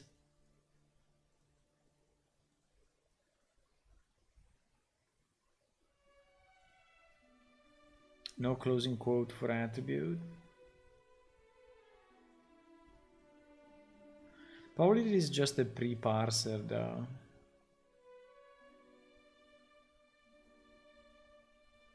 Or not. No, I think it's adding to the buffer. It's adding to the buffer, so I think that is actually doing it. But if he's actually doing it, why my container node has attributes equal to empty? You see? He has no attributes. So it's like the parser didn't work.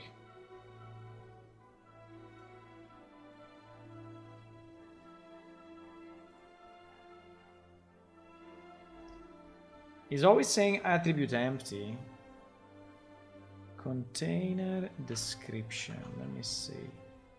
Container description. Well, we don't have much here. I mean, we can just change it to. I can just change it to double quote 1 second, and see if it works. But unfortunately, I think it will. Unfortunately, I think it will work, and that's kind of an issue. I can wait just for speed. I think I can stop the loading of the items 1 second, because anyway, for this particular test, we don't need it, and it's so much quicker if I. So I would do false.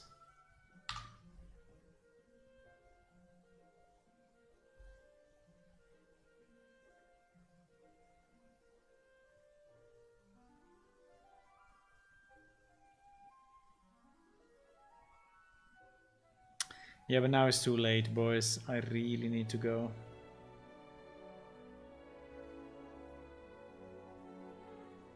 Okay, I need to go, boys. We will fix it, though. So I would say for now, thanks for watching. If you are new, please click on follow on Twitch and subscribe on YouTube. And also check our Patreon site at patreon.com/planeshift.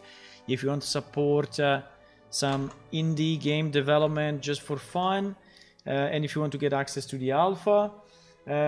Tomorrow evening I will not be streaming because I will be playing old tabletop paper RPG with my friends. We are playing a cyberpunk campaign, and so yeah, so tomorrow evening I will not be here, but we can see each other Saturday afternoon European time, probably also Saturday evening and Sunday afternoon. Okay, so we will have plenty of time, and anyway, during the week, the next week, I will stream more. So thank again to Unreal Engine for the raid, it was very appreciated, and thank all of you for following, and see you Saturday. Bye bye, boys. Goodbye.